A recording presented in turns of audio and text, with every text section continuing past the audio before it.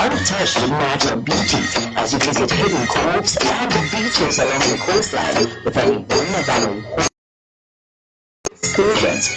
We offer a variety of adventure opportunities, including cruises, island adventures, whale and dolphin watching, and water taxis. Contact Captain Warren at telephone number 1758 713 3196. Seabreeze Adventures, not just a tour, but an adventure.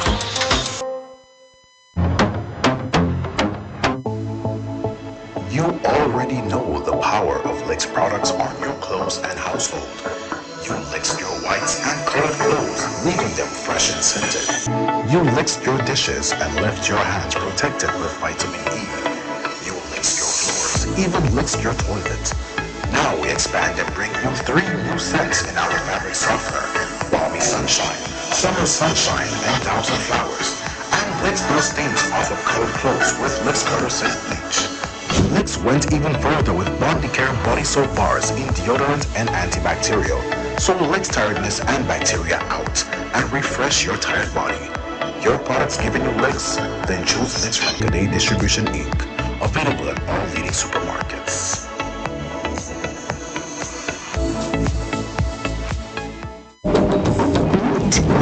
Heat.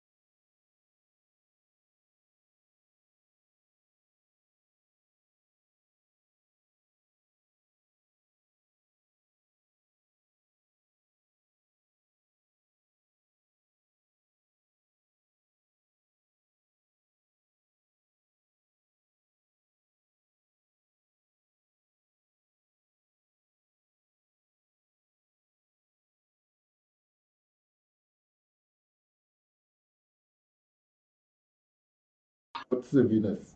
The people that are public servants, the customs officers, the police, the people at the hospitals, the nurses and doctors who are putting in extra hours to see that the people,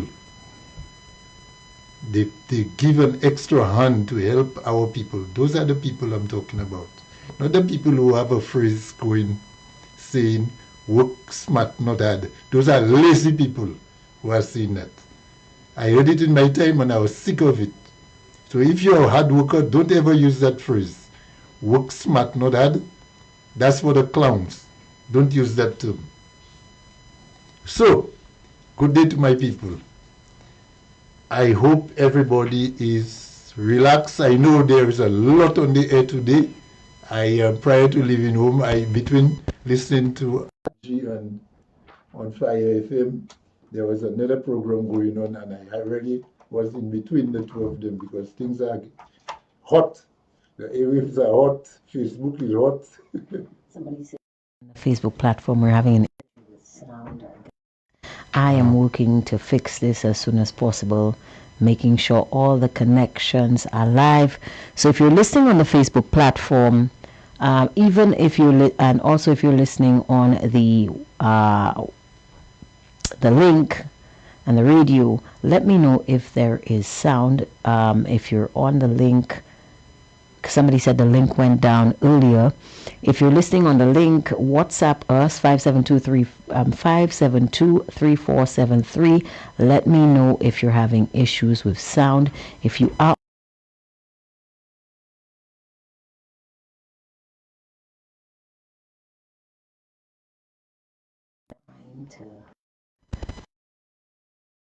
connection issue.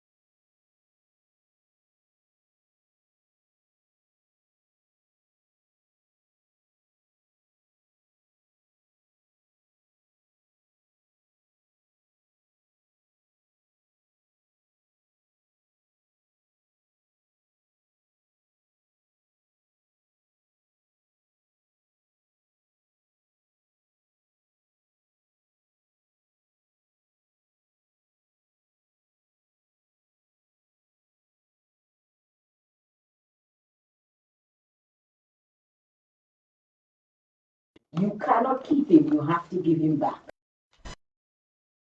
Problems. I'm a drifter, you know. My next address will be the hills, you know. You see, under this government, I'm going up to the hills. Although nowadays I have snakes and I'm afraid of snakes. Foster, we have some new developments. Yes? Yeah. Remember you said that receipts would be posted? Oh, okay. I'm receiving photos. Oh, okay. Of receipts, but that's for another show. That's for another show. Let's stick to our show.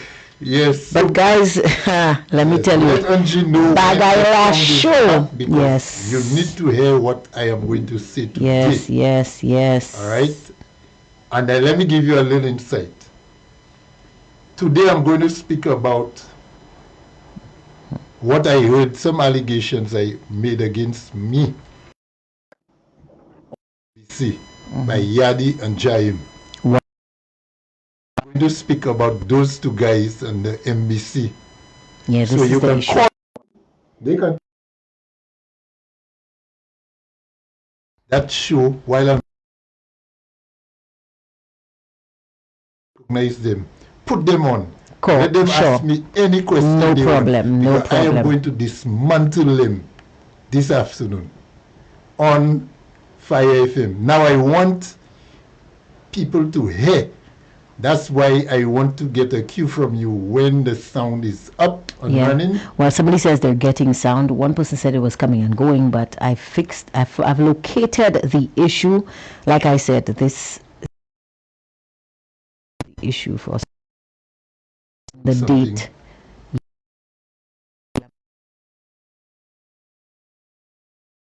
When you remember it's only to buy this piece of equipment. So sometimes you'll get comfortable. Don't Yeah, get comfortable. yeah. No. I'll stick to the script. Yes, please stick to the script. Because a while ago you said you're drifting. I'm already afraid. No, or certain things. Yes. Oh my goodness. So yes, Foster, tell me what is going on. So you said that there were allegations made against you. Somebody says there are breaks in the Yeah. Since this year, January 7th, thereabout, to between January 7th and March 19th of this year, a lot has been said by Jaim and Yadi on NBC. Right. Mentioning the Chicos, mentioning election and a table, making reference to a table. We are going to play 2 clips. We're not going to play them in the entirety because they're long. We're going to play 2 clips to show the trend that they started, what they started to say. Well, one main clip, and then I am going to say my part on that whole incident. But rest assured, MBC, that is not all that's coming to you. You have a lot coming to you, all right? And I know you will not be able to defend it. And believe me, my boots are well laced for you all. So I took time between December and now is a lot of time. I took a lot of time before I responded to you all. And persons were saying, but why are you not responding? Why are you not?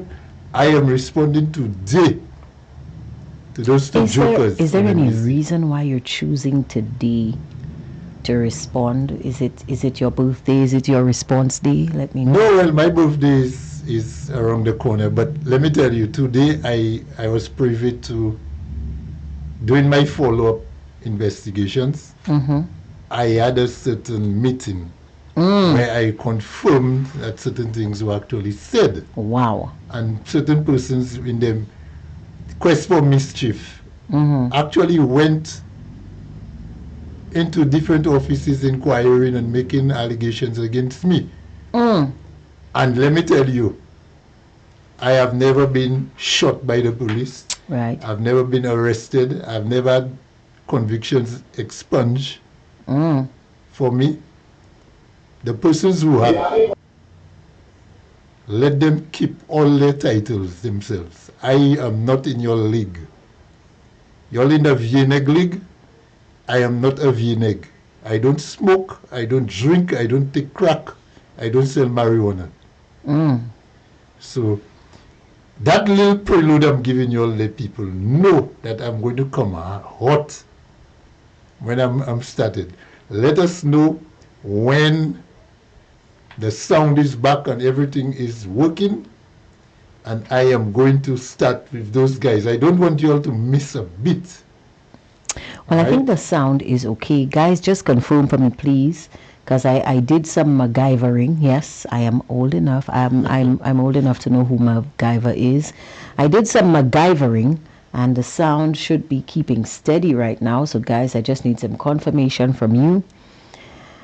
On the Facebook platform, are you getting sound? Because let me tell you, I've never held a gun in my life, but I'm seeing Foster primed here, cocked and ready to go. So let me know, and we have some clips here. I guess you're going to let me know when we're going to play those clips. One of them is one. Okay, somebody's saying the sound is back. I know it's back. I'm just that good, you know. All right. You sent me the second clip. Could you send it to me on my personal? Because. And she's a tech now, you know. Yeah. Let me tell you, I am very. I've had to learn it, and Yeah. Learn it well. Technocrat. Yes, Body, I don't even know what I am now. Guys, I get confused. I don't even know what I am. All right. Okay, never mind, Foster. I've already. Okay. So in the meantime, I am going to start off with two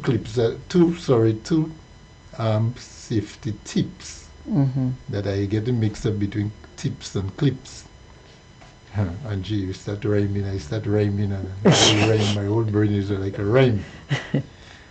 All right. And some of those tips. Hold on. Is that one about the just 1 minute, guys? The second one, is that about the arcade demolition?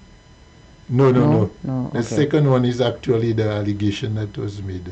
It has the two yellow faces, right? Hold on, because I am looking for it on Facebook and I'm getting everything else. I'm not getting. Don't worry, I'll find it. Don't worry about me. Go ahead. The tips are generally everyday driving practices or everyday issues or situations where things that we take for granted, and those things normally end up being major incidents down the road. So one of the first tips I want to, and I'll put Angie on the spot. The major roads and minor roads in the city. When the traffic lights are not working, that's when they really come into play, Angie. Because you need to know, well, there are some areas, most of the areas should have stop signs and so on, so to give you an indication. But I wonder, and I have tested some drivers by asking them, do you know the main road, which road is major between Bridge Street and Brazil Street at that intersection near the bridge when the lights are not working? Well, at any time. Or Jeremy Street by Customs or on Bridge Street traveling northbound. Now, some of those, now that's rhetorical, Angie? Yeah, because I was trying and wonder why you're trying. Some of those intersections do have stop signs. But in the absence of the lights working and so on, or if the stop sign is down, whatever, you ought to know as a driver which road is major and which road in the city is minor. Well, a tricky one is Inner Relief Road and Latok Road. If I ask you near the wharf, the river area there, which road is major and which road is minor? A lot of people confuse that road because they feel I'm confused because I wonder which road is Inner Relief Road. Inner Relief Road is the road that goes over past Lasper to the traffic light near the wharf, Angie, from the gas station on Manuel Street. Foster, next time you come here, come with a map. Because you see Waze and Google Maps. Okay. So I don't can. You see, Angie is not even familiar, and a lot of people. I don't know the name of the road. I know where it is. Not familiar with that road. That's Inner Relief Road. That road was constructed. Remember, that road was not joined before. There was no road going over the bridge. You had to make all the way around. And so Latok Road is the road that passes near the Vieux-Fort bus stand. All right? That road was the first. Now, normally, to get a good up on those roads, the road that's the first is normally the main road. Any other road that comes in new, except if they make it, there are signs designating, making it major, it's the minor road. So Latok Road running from the Vieux-Fort bus stand heading to the wharf is the major road, compared to Inner Relief Road that joins that road to the right, on the right hand side. But my point was really to get at the stop line. When you are driving and you come to the intersection, in the absence of a stop line, that stop line is a solid white line drawn across the road, your lane, indicating that you have to stop there. You have to stop with on that line, and to observe when the intersection is clear for you to turn. So if the light is not working, if the traffic light is not working, that is your stop line. Especially if you on the minor road. Now both sides have a stop line. The major road has a stop line, the minor road has a stop line. So you have to stop at that line and give way to the major road traffic. Or you may, in some cases, you may have to inch your way nose in, because some of the lines are based on the construction of the intersection, Angie. You may not see right or left. A typical example is Hospital Road, behind the Double A's company there, heading towards the Viewfort bus stand. If you stop on that stop line there, you cannot see left. That's coming down Lower Mon Road there. So you would have to inch in until you can make your way across. All right, so that's one. Be aware of the stop line at the intersection. If the traffic lights are not working, be aware and make sure that you know beforehand. If you're a driver, you should know that, but if you don't know, you have tonight to learn it. Which road is minor and which road is major. Second tip, driving around the school zone, and I came across that last week. I was on a bus, and the bus driver was going past a line of parked vehicles, and there you had that young child, Angie. His head is even lower than the bonnet or the fender of a vehicle, of the parked vehicle, and he's coming across the front of that vehicle. Wow. Across the road. And that's why when I see drivers driving with loud music and distraction in the vehicle around a school zone, and I really believe that around the school zones should have clearer signs and bigger signs and even speed bumps, Angie, because you have those children who are 2.5 feet, 2.5 feet, 3 feet crossing the road at any time. Some of them,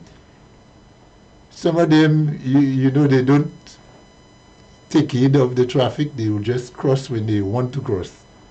And if you are driving and you're not observant, you can find yourself in a problem at the school zone. So be alert when you're driving around a school zone. Make sure you don't have music to distract you, and you can see, especially if you're going past parked vehicles on your left or on your right, depending on which road that you're on. Right, so that's 2 safety tips I want to start the program with. And G, if you can give me an indication of whether. Oh yeah, we're clear. We're burning on all cylinders. How many? I think we're burning on about 6 cylinders already. And okay. Now there is a clip I sent you. It starts off with Richard Frederick. I want you to stay. That one is a short one. We can play that one. And no problem. I'm still trying to source the second one. Yeah. Let me see. I can probably resend you the second one. Okay, here we go. In a manner I want to share with all of you. Could you play what Yadi said this morning? Dena choimo vini. You can try tarnish Richard Fredericks. Sapasa writes it, Lissy. Because of politics, you're doing that, and you're hiding in some anonymous names. Anonymous. Huh? Anonymous. You hiding behind some anonymous names. They have to make an example of some of you guys. And say, Lucia, one day, somebody will make an example of these anonymous names. And then you know I'll come there and say, I don't get what from the person take the revenge. So you throw whatever you fear. Because when you're provoking people, this could bring violence. And when you guys get blows, let us run coup. Tout ce magie à faire online.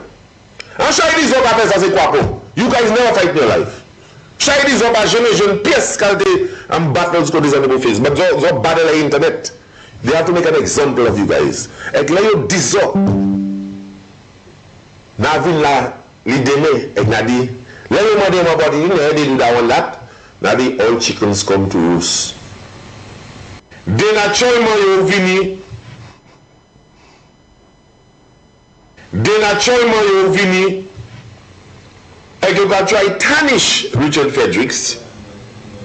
Like ça passe à right it say. Because of politics you're doing that and you're hiding behind some anonymous names. Huh? You hiding behind some anonymous names. They have to make an example of some of you guys. And said, Michelle, one day, somebody will make an example of these anonymous names. And then you know I'll come there and say, we'll comment on it. I don't get what from the person take the revenge. So you throw whatever you fear. Because when you're provoking people, this could bring violence. And when you guys get... Okay, so people, I played this clip. Now, this clip is a clip that Richard Frederick is referencing. And he's asking his producer to play what Yadi said on a previous program. Because Yadi is actually defending him by saying people are maligning him. And that Yadi himself is saying that somebody has to make an example of those people who are anonymous people. Anonymous. I thought the word was anonymous. I thought so too. So, so this is a man who's threatening death on persons who he alleges is slandering Richard Frederick. Mm-hmm. Now, who's responsible for slandering Richard Frederick, people? As far as my recollection, the people who nailed Richard Frederick to the cross, to the tree, to the mango tree, to the guigui tree, all kind of trees, is none other than the St. Lucia Labour Party. I, at one time, came under heavy criticism for supporting United Workers' Party with Richard Frederick as a member. And all I has been bombarded with accusations about Richard Frederick from Philip Pierre, Kenny Anthony, and the whole SLP and its membership. So when you're talking about people slandering Richard and that somebody, if somebody gets killed, is a chicken that come home to roost. And même si you tue you pas mêlé ou ka just been like ou ka di le you turn le you mado ki moun esu turn about moun sa ou ka di the chickens come home to roost. You are calling death on people who you allege to be slandering Richard Frederick. And that can be only one set of people, that's SLP people. But today, I have to have a special program on you because you saying the same thing, you're trying to do me the same thing that you're accusing other people of doing, Richard. But Yadi, you know that I know that you know that I know. Everybody knows, that apparently. I can speak and I can defend myself. And I will bring the fight to you and Jaim. Because I don't know, I have your files. I don't know, like I said, I've never been shot by the police. I've never been arrested by the police. I've never gone to jail. I've never been deported. I don't smoke. I don't drink. I don't beat women. None of that. I've never done none of that. I've never had no convictions expunged on from my name. Right? Those 8 things, I don't know about them. It always amazes me that the people that have so much more to hide, And they have the bravest most to hide. They're the bravest ones, you know. Their skeleton, their closet is so full of skeletons that the door not even closing properly. You know why they're so angy? Because they have to eat. They barely, because they have to eat, they will take the risk, because what they're doing is actually working for their food, you know. What they're doing, those guys know what they're doing. Makes no sense to the man with a brain, you know. The people who are listening to them are the people that have no brain. Just so you know, I found that clip. So they have to be doing what they're doing. Mm-hmm. All right? So we're going into the meat of the matter. I'm just going to play you one more clip. This one, I will play it, half of it. I will let Angie play it, and I will give you an indication when to stop. Okay? Because it's a long clip. It's about more than 5 minutes. So we'll just play about the first minute and a half of it. Is So it the second clip? Yeah.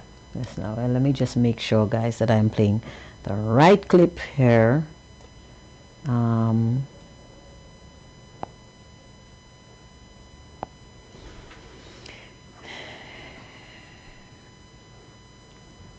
Here goes.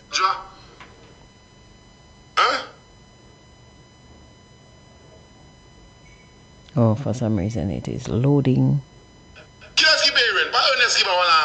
No, not this one. Not Okay, this one. wrong one. Not this one. Okay, so it must Just be. hold on. Just hold on, listeners. So it must be this one. Not this one. It has 2 yellow faces.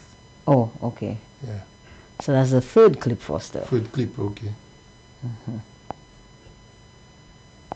Well, that one is another slenderous one again, but.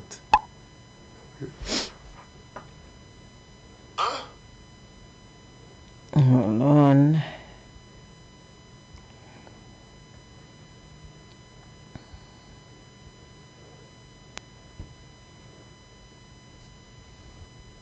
Hold on, guys. You're gonna have to give me a minute because I don't think that went through. I don't know why. Let me try this again.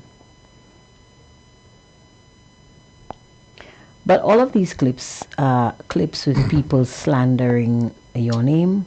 No, the one you started was when he was attacking some other talk shows. Okay, but this one Female talk shows. doesn't seem to be going through. You don't have it? Mm-mm. Okay, but it's not on the I have it there, Should have but there. well, send it to me.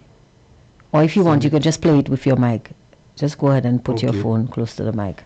All right, well, let me play it. Mm-hmm. So just hold on, people. I'm going to try to play. To 100 yards. The 100 yards stable. Okay, let me start it. Is that for the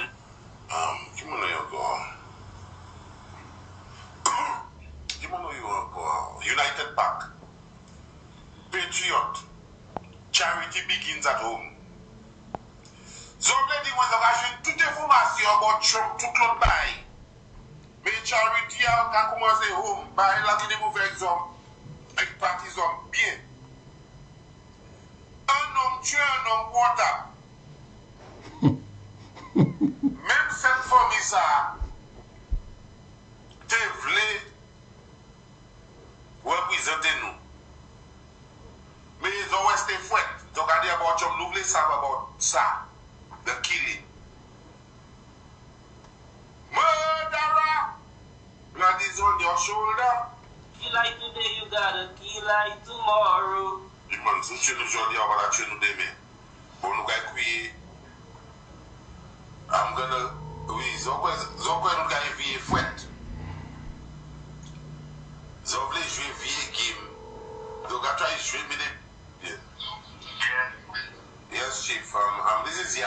That's my first day at work, and I say I have to call you to let you voice, your opinion on the whole matter. Okay, I didn't watch in your end. Okay. I see you on TV there, and I called my sister and I told my sister, try and see if she could get in touch with you, Okay. Yes. You are Gregory Diamond. Yes, yeah. And tell us who you are and about the incident.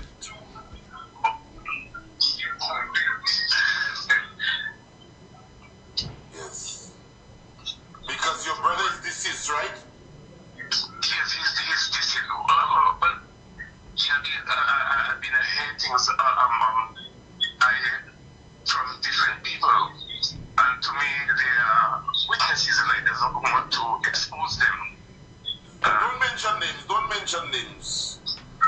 Just don't mention names for now, because we know behind the scenes. Don't mention names for now. Your brother passed, and your brother was he was mentally ill, right? Yes. And not that alone, but since the table was outside, that the campaigning table that they had. Let's take it one. Let's start from let's acknowledge and let the people know who your brother was. Was because he's deceased. Your brother was disabled, right? Not disabled. Yes. He was mentally ill. Mentally ill, yes. Yes, and describe your brother. Who was your brother? What type of individual was he? He used to be on drugs too, and taking the cocaine all around the area. Okay. Was he violent? No, never violent. Was he aggressive? No, never. Okay, this table went missing. One of the electoral tables from UWP went missing. Around what time it went missing? That I don't have the evidence. I don't have the evidence of what time it was missing, but I understood from the witnesses that the table was missing, and the individual who shot my brother was looking for the table, and he came. My other brother showed him where the table was. He found the table and he gave it to him. When he was going with the table on his head, he said he had to kill my brother because he's the one who took the table. But it wasn't my brother, it was a zombie fella who took the table. But the table was found? Yes, he left with the table because my other brother showed him the table is not by the man because the man is living in an abandoned house by the church, and the table was found way up Arundel Hill. Yes. And roughly around what date was that?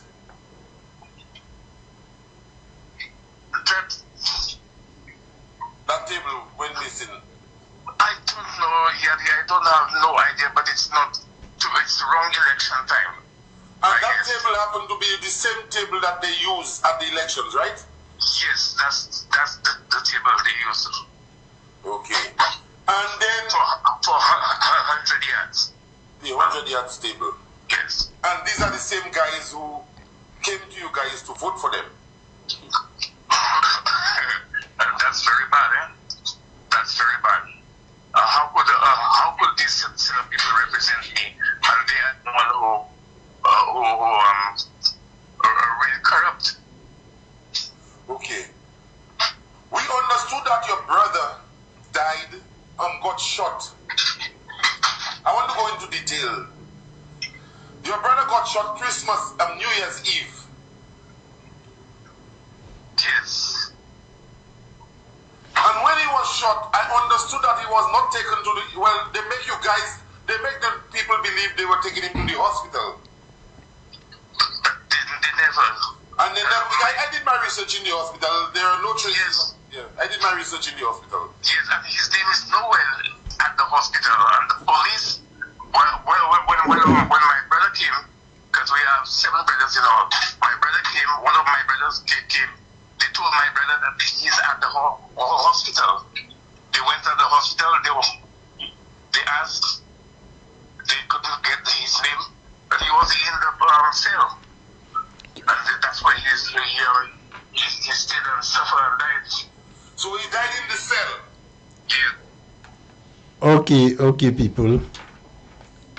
I played half the clip. But hold on. Yes. Was he interviewing the guy or was he interviewing himself?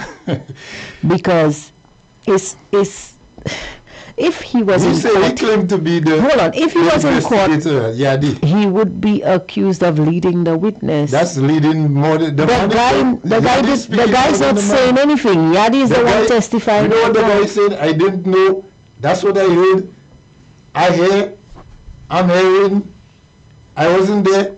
That's what the guy is saying. And Yadi is the one telling him, leading him. Yeah, but the guy is not corroborating That's his leading story. questions. Listen, the guy is not corroborating Yadi's story.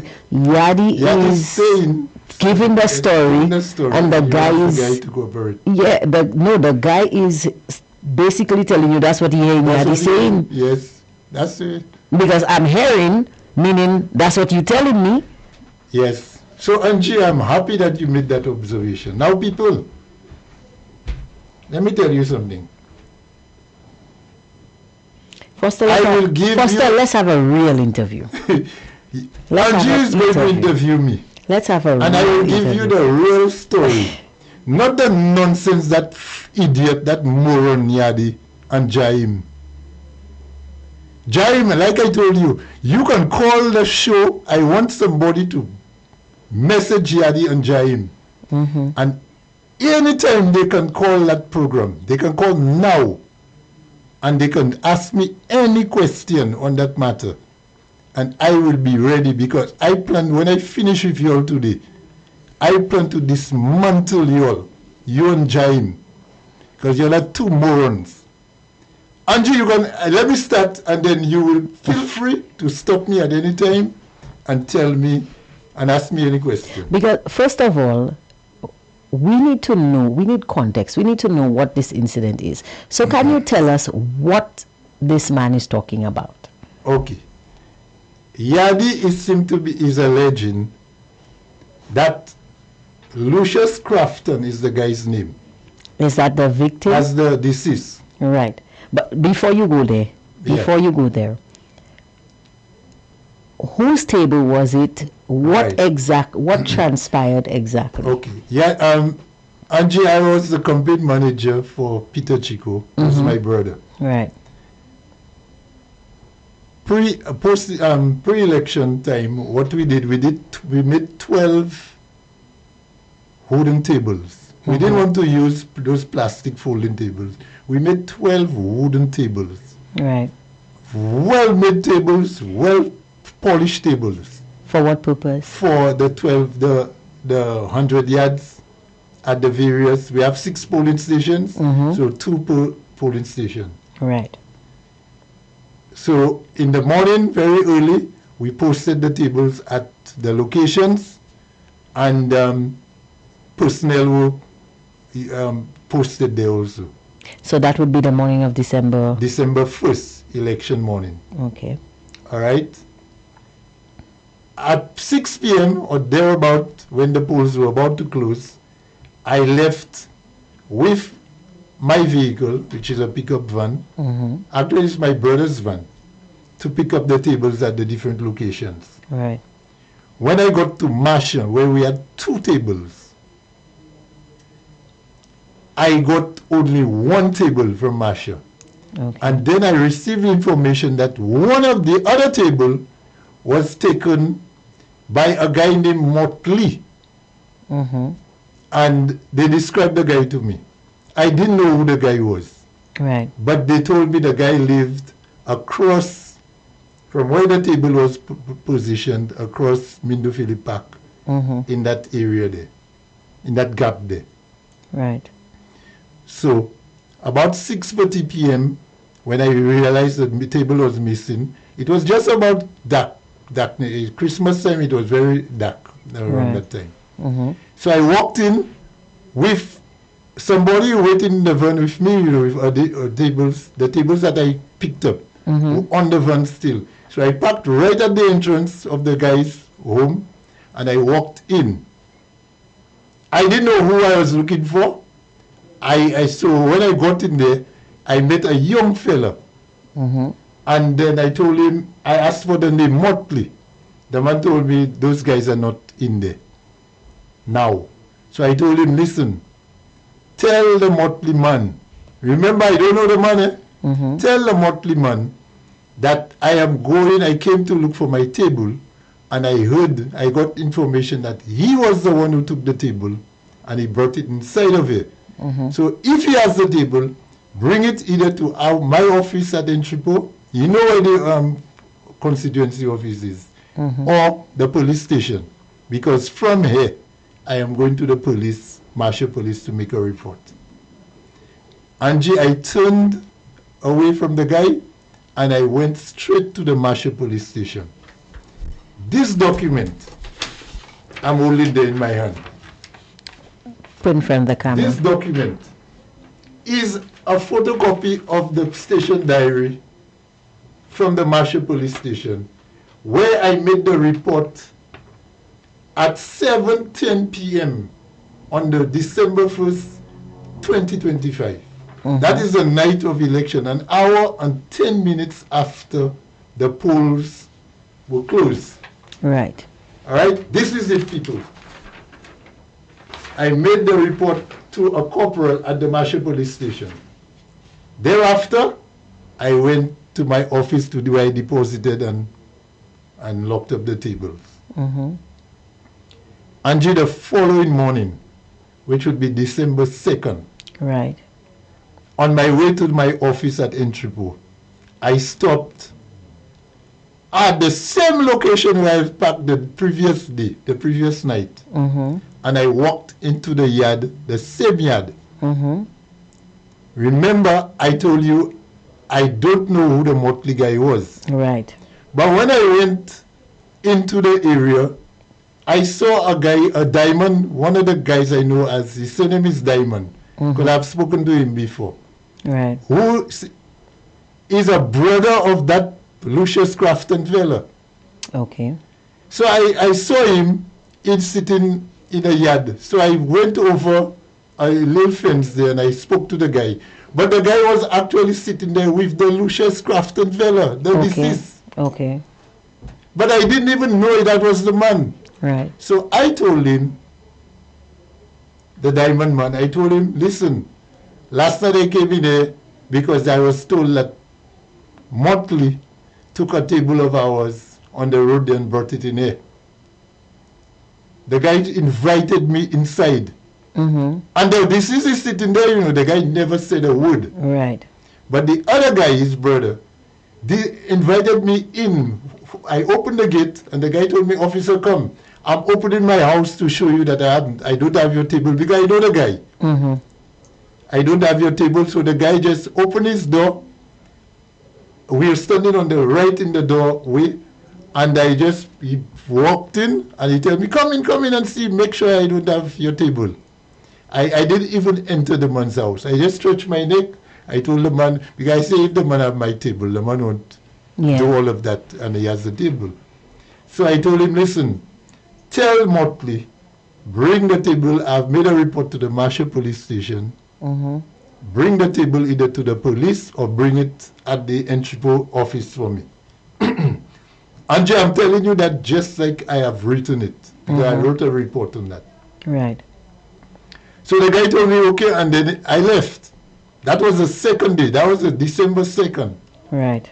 The following morning, December 3rd, I am at a shop at the base of intersection of Marshall and Chaussee. Mm-hmm. When I saw that same Diamond man that opened his door for me, Mm-hmm. I saw that man walking towards me and he's laughing. Yeah. So as he approached me, he's laughing. He stopped in front of me and he told me, I am the one he's laughing at. So I'm wondering, well, why are you laughing at me? Mm-hmm. And he's giving me the story. And the guy is telling me, you came looking for my brother and you don't even know my brother. The man that was sitting down there is the Motley guy. He's my brother. Okay. So you see, Angie? Mm-hmm. The guy brother is telling me, he's laughing at me for not knowing the man that I came That to you look came for. to look for, yeah. But the man, remember I told you, the guy never made a sound. The guy didn't say a word. Right. Even after his brother opened the door and showed me in his house, and I left, the guy never made a word. So the guy is telling me, after I left, he confronted the brother. Okay. Because he know the brother's habit already. He asked him, where did he sell the table? So the guy told him, and he went for the table. That's the brother telling me that, you know. He went for the table, and he has the table, so come and collect the table tomorrow. Now remember, that's December the 3rd. Right. So Did you go and collect the table? I went. But before the guy is telling me, I'm giving you the full story, not the nonsense, the magie that Yadi and Jaime is speaking. Right. The guy is telling me, bring him 2 guineas. And he gave me the table. I tell him, Gasa, your brother steal my table. You want me to pay you to give me my table back? So the guy laughed. And then he told me, anyway, just come for the table, man. Just come for the table. I know that that's your table. So on December 4th, the following morning, Angie, I went to the yard again. Almost at the same time, I'm telling you. I normally leave my home around 10 or 9 o'clock, 10 o'clock to go to the office. Right. I stopped the same place again and I walked inside the yard. 3 consecutive days I'm going there.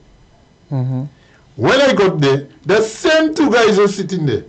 The diamond man who told me come for the table, the motley guy, who's the deceased, are sitting there. All in the same positions that I first saw them. Right.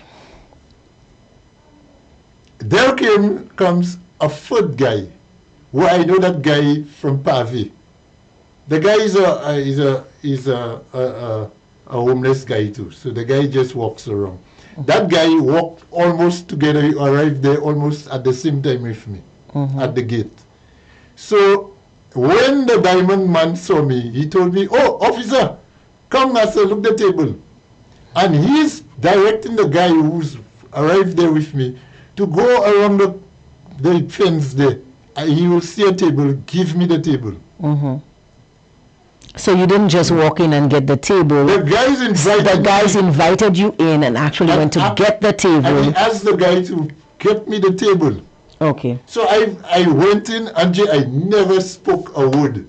I followed the guy. We opened the gate. I followed the guy.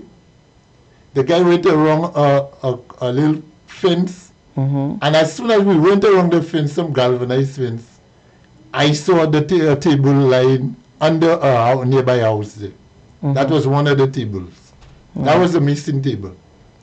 So the guy showed me the table. I just picked up the table and I walked away, not in the direction back towards the guys, you know. I walked across a little stream they have there and I got to the Marshall Road just about 100 feet from the vehicle. I put the table in the vehicle and I brought it to the office. So they're saying in the video that you made a threat against the person who you presumed stole the table. Did you have any type of conversation with the individual who you presumed stole the table?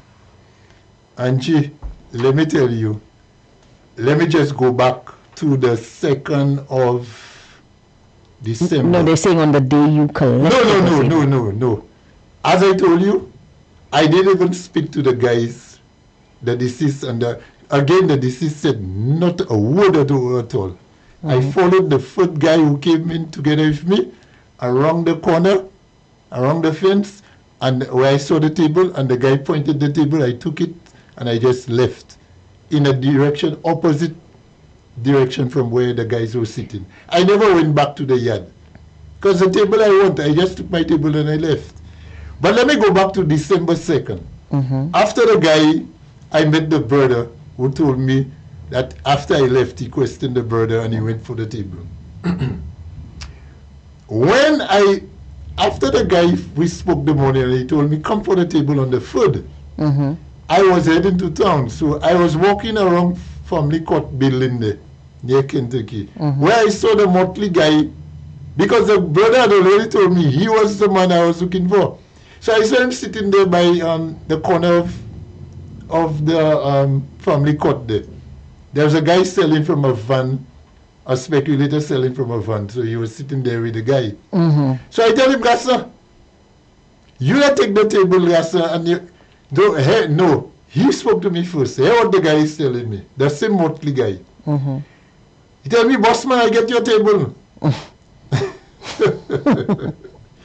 That's the guy. His brother told me that. The one you presume stole the table. Yes. He saw me coming. So first, you know how they play in this smart. He tell me, boss man, I get your table. I didn't do try that. I just met your brother, and your brother told me it was you. He questioned you, and you took him where you went to sell the table. Now you're telling me you got the table. You stole my table. Now you tell me you got my table for me. That was all the conversation I have with the guy. So there were no threats. No threats, nothing. Was a speculator guy is right there. That's my good friend, the Scooby-Doo. Right. Scooby-Doo sells right there off his van, and the guy was sitting on the pavement right by Scooby-Doo. Scooby-Doo would have heard the entire conversation. The guy was the one who spoke to me first. I never spoke to the man because I didn't know the man until his brother told me the man that was sitting there the day you came is the Motley guy, but he's laughing at me that I didn't even know the guy. Right. So I had no connection with that guy. Now. Hold on. Yes. The next question. He alleges in the video that you after you collected the table, you made a threat which you have debunked. After that incident where you collected the table, did you have any contact with this individual? Did you even set eyes on that individual after that? No. Angie, I can tell you that on December 31st, that's a midnight mass, Oliers Mass. I always attend Oliers Mass. Mm-hmm. So on December 31st. Now remember, my last encounter with the guy was December 4th. Right. So when did you learn of the shooting? It was the morning of the 1st of January, 2026. So after midnight mass, I left home about 9 p.m. for midnight mass on December 31st. Mm-hmm. Mass started at 9 p.m. Mass ended about 10 past 1 in the morning. That would be the 1st of January 2026. Angie. All the parishioners in Marshall who came to midnight mass can attest to that I was present at midnight mass, Oliers Mass. It is my understanding that the shooting took place about 10:30 on the 31st of December. That was when church was not even halfway yet, Angie. So at that time, you would have been at church. At the Marshall Parish Church. And therefore unable to have participated in any sort of gun-slinging activity. Any shooting whatsoever. I knew nothing about that. Nothing what. As a matter of fact, when I got home about after 1:15 in the morning on the 1st of January, we normally have a little family outing for Oliers.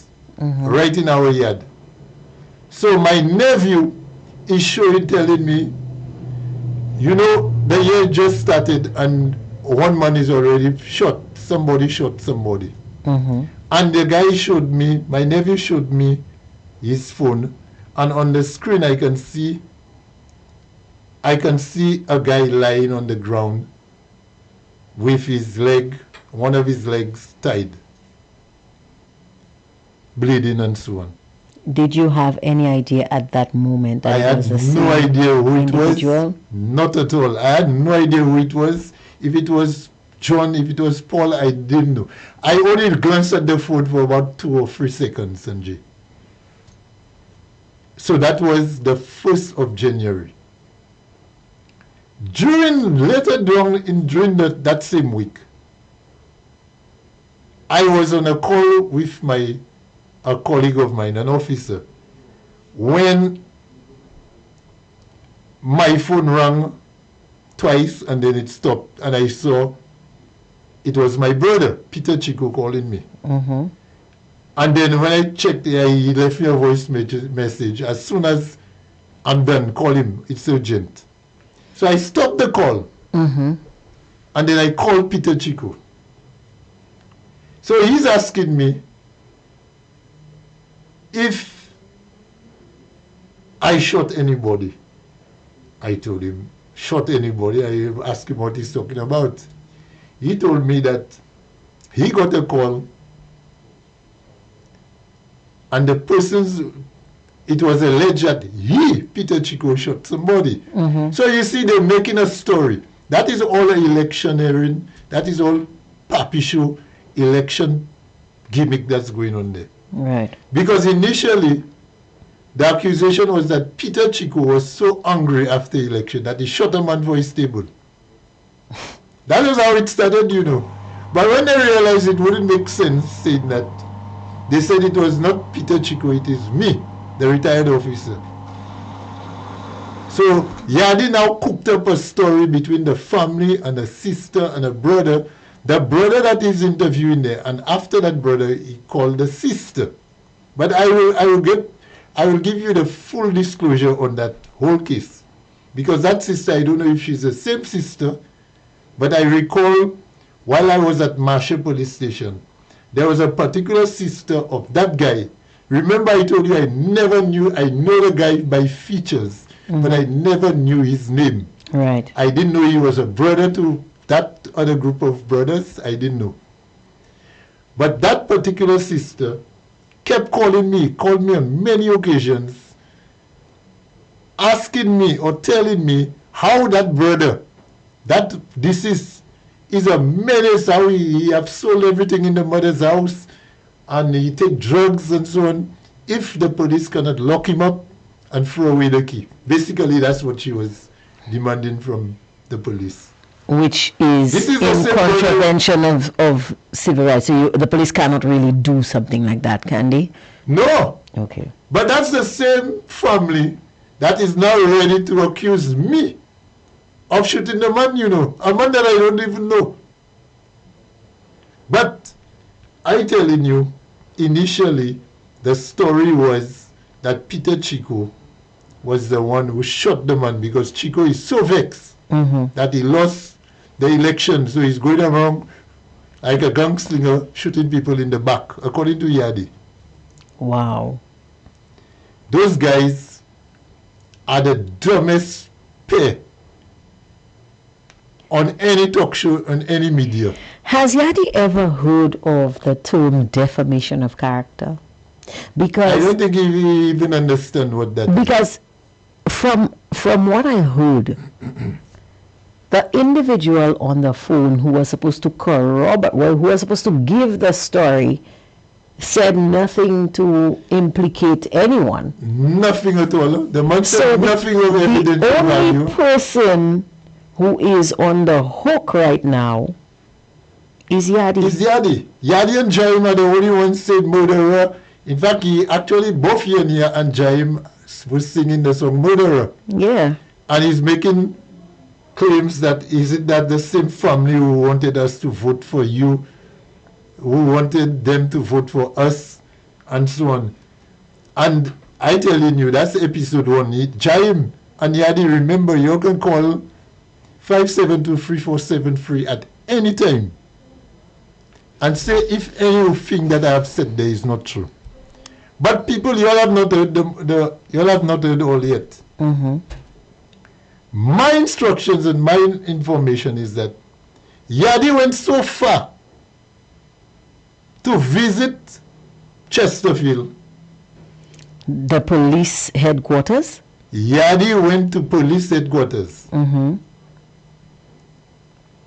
and is actually claiming or accusing the police, the Marshall police, of covering up for me, and actually telling an ACP, an assistant commissioner of police, that Chico is the one who shot the man, and the Marshall police is saying it's them.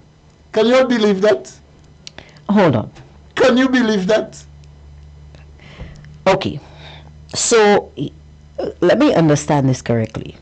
So you're saying that Yadi went to police headquarters to make a report that you were the one who shot the guy, shot and killed the guy, and that the police are covering your tracks. Yes. Is this a practice that police officers engage in normally? Do they cover the tracks of retired officers accused of shooting private citizens? Angie, do you know the police, how cagey the police is about releasing information on police shootings? Yes. When the police shoot somebody on active duty, they're not even releasing that. You think they will take blame? When a civilian, the actual date of that shooting, Angie, was almost a year and 6 months after my retirement, you know. So that makes you a private citizen and not a member of the police force. Of course. So what I want Yadi to tell is people who are listening to him is nonsense every morning. How can you convince people that a man who left the force a year, 18 months ago, shoots a man in his back, according to you, take him to the police station, don't bring him to the medical attention, take him to the Marshall police, cause the police to hold him there and say it's them that shoot him until he dies in custody? Tell your smart people who listen to you, Yadi, how that can happen. Now my question is, that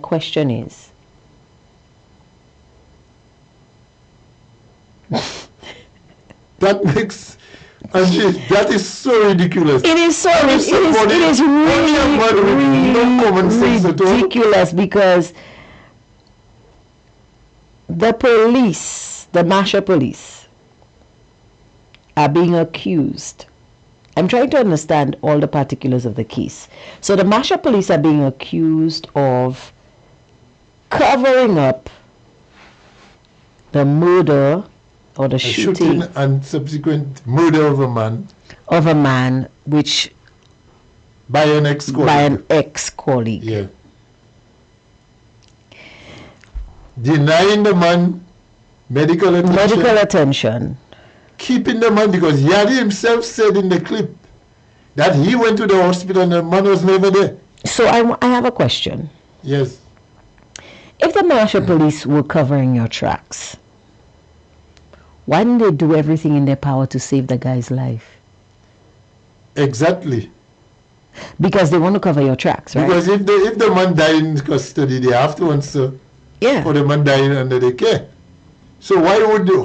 What sense would it make? So you committed a crime, and in order to cover your tracks, they escalated the crime? Yes. So they joined you in your criminal activity. Yeah. How does that? My intention was not to kill the guy. I just shot the guy, but they allow him to die. So they're going to claim responsibility for the man's death. That's what Yadi is suggesting. That if I have so much power, Angie, that I can tell them, hold the man there, don't bring me to doctor. Let him bleed out. The man was shot the 41st. The man died around the 5th, you know. All the time I'm collecting the table, the man is alive, you know. The man is arrested, so how did I shoot him? I got the table before the man was shot. So where did I shoot him? In the cell. It appears to that. I'm the one asking questions here, Chico. I'm the one asking questions. According to the minister, and I quote, please don't put your tongue in my tongue. Yes, yes. So we're going back to somebody saying on the live, the sister called me telling me that Officer Chico is the one that shot her brother. Now, we don't know whose sister this is, but we're talking about, because I don't understand if it is that the police wanted to shelter you because you are now a civilian as of what date did you retire? July 2024. July Pretty soon it will be 2 2024. years. Right? If the police wanted to shield you, wouldn't it have been better if they had done everything in their power to save this individual's life instead of allowing this individual to die? Exactly, Angie. And my other question is this. Isn't it a crime to make an accusation against an individual that can cause that individual to, let me rephrase that. Isn't it a crime to make a false allegation against someone that carries jail time or some sort of penal, some sort of penalty? That's criminal libel, that's libel. Right. Max, Angie. Right. So when Yadi went to the police station, Chesterfield, and made that statement, that accusation against the Masha police, after investigating the matter, why wasn't he arrested? Well, Angie, those are questions that I myself have posed to the authorities. Unless if they simply didn't take him seriously. Because it's not a matter of not taking him serious.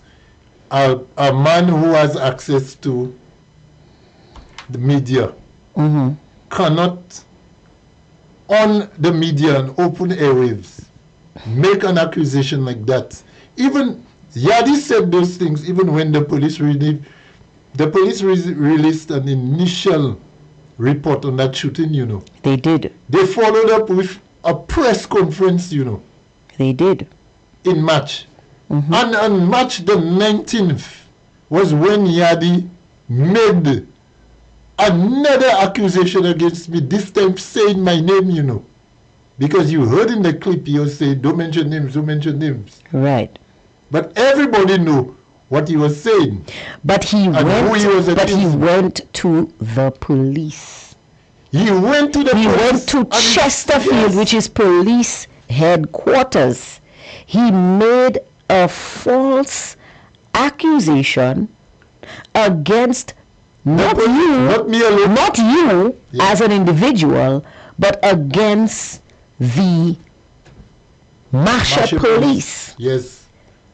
And the police. Why that wasn't this individual arrested for contravening the law? Because that is a crime.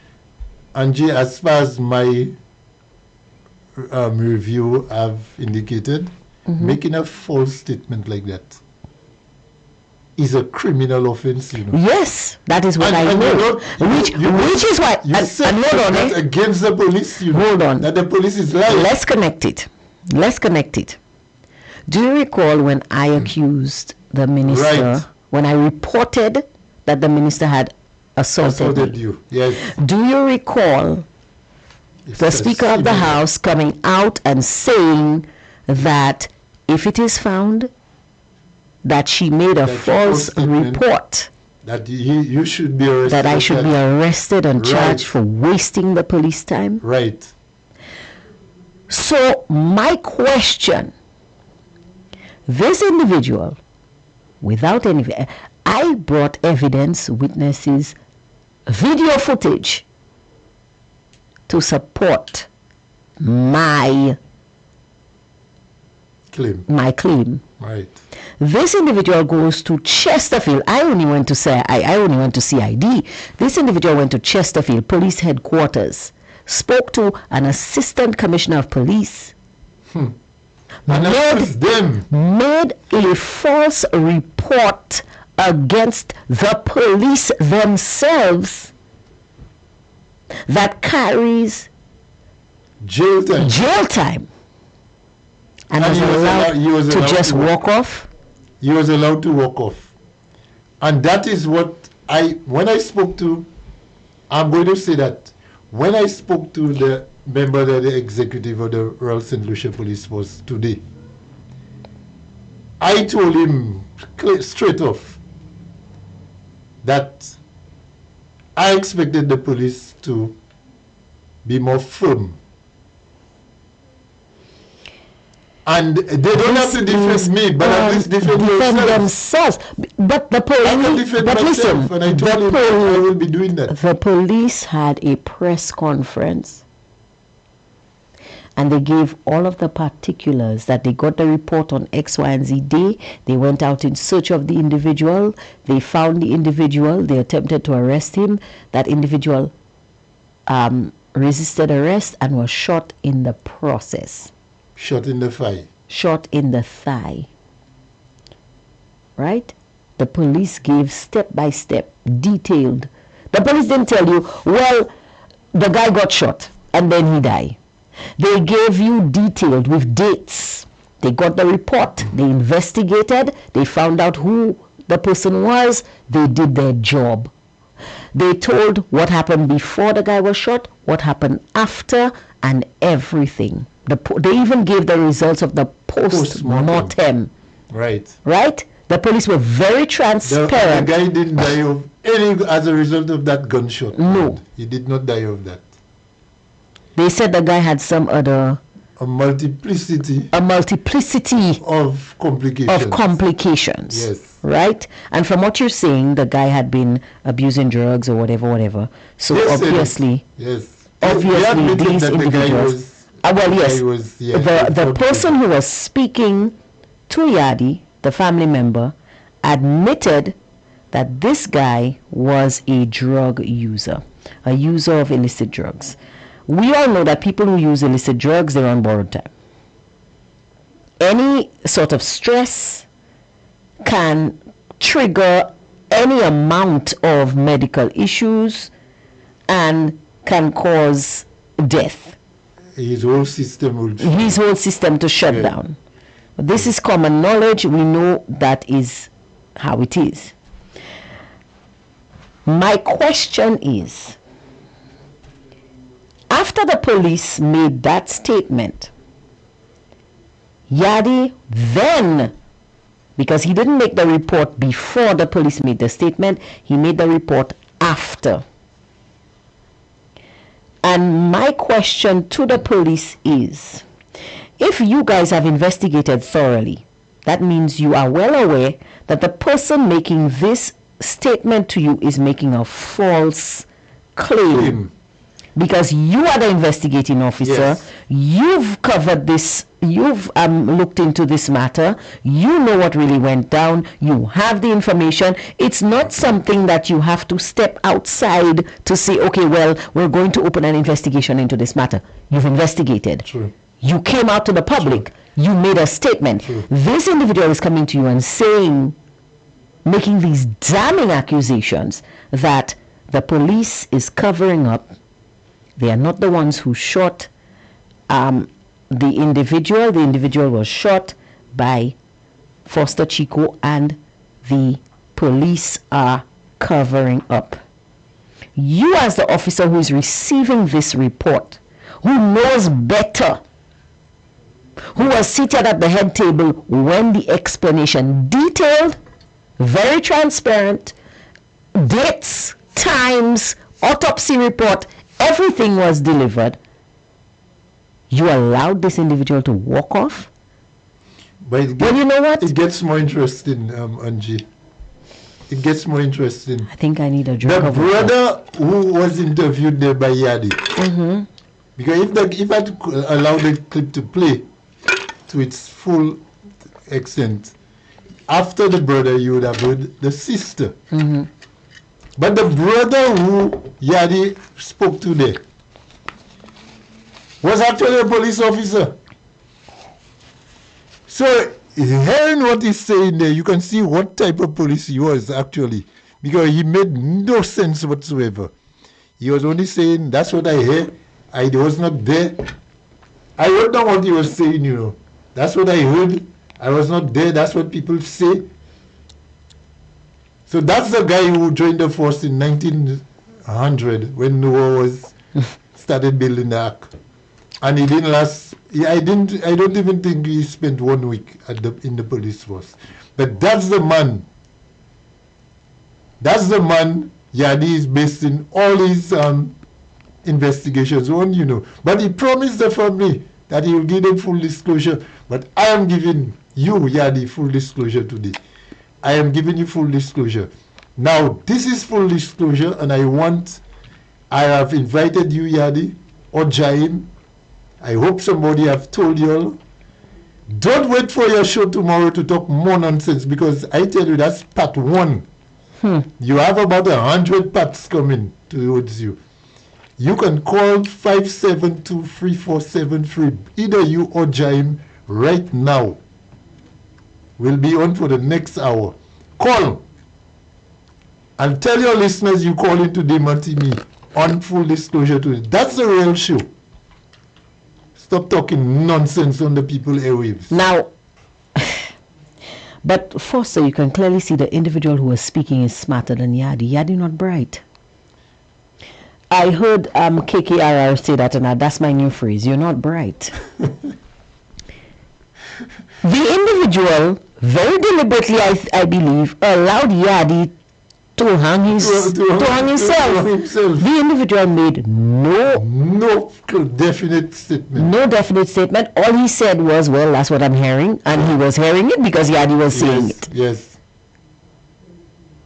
And when they said, is that the person that told you to, oh, well, that's really sad. This guy covered all his bases. Yadi is not bright. I agree with you. Yadi, I am sorry. And I've said this to you to your face.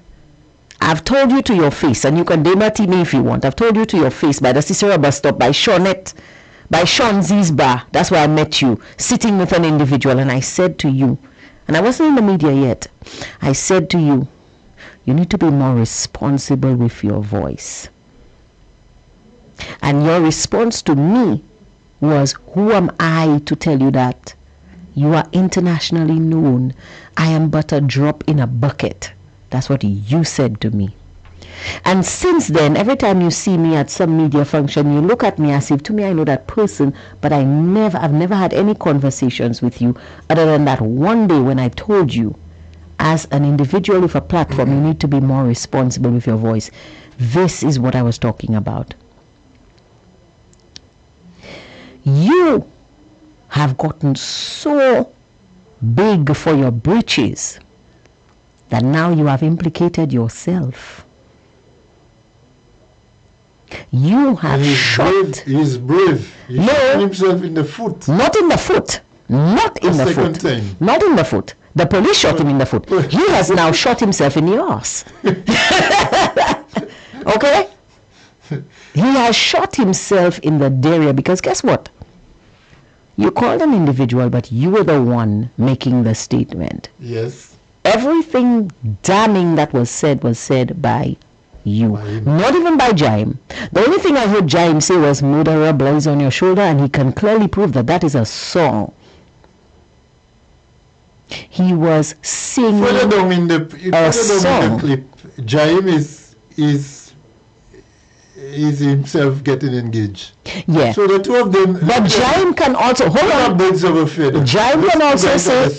can also say that he was simply repeating what Yadi said. Well, he will have a chance to speak to say that. Now, They are going to have He an not opportunity bright. to say that. He not bright. Because if you were bright, you would allow the person that on the call to give their story. In fact, you're the one testifying.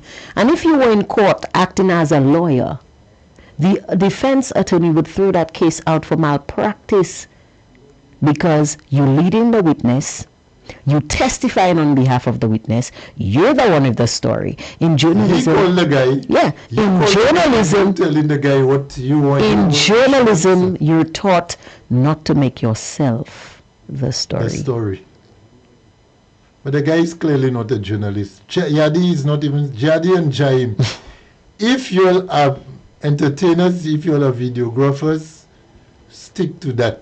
You all are not police. So back on it and hear about law. As a matter of fact, you're on the opposite side of the law, as far as I see. And first and You're furthermore, the furthest from the law. and furthermore, and I And just tell me I don't know about you, Yadi. I've seen you behave in public already where you should have been locked up. Your backside should have been at body a long time. furthermore, Chico,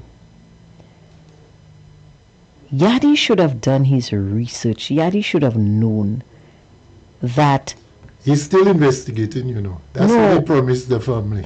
But the family, I'm coming for you all, you know. Yadi should have known. Although I have some pity on you all because you all really don't know who you all are testing. Yadi should have known the laws of St. Lucia. And the laws of St. Lucia clearly state that making a false statement to the police is a crime. Second, making any statement implicating any Anybody. person in a criminal offense is in itself a crime.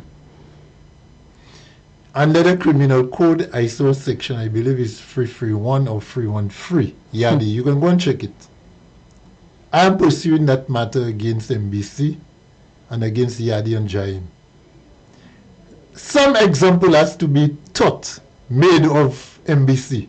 Yeah. Once and for all. You all have messed with the wrong person.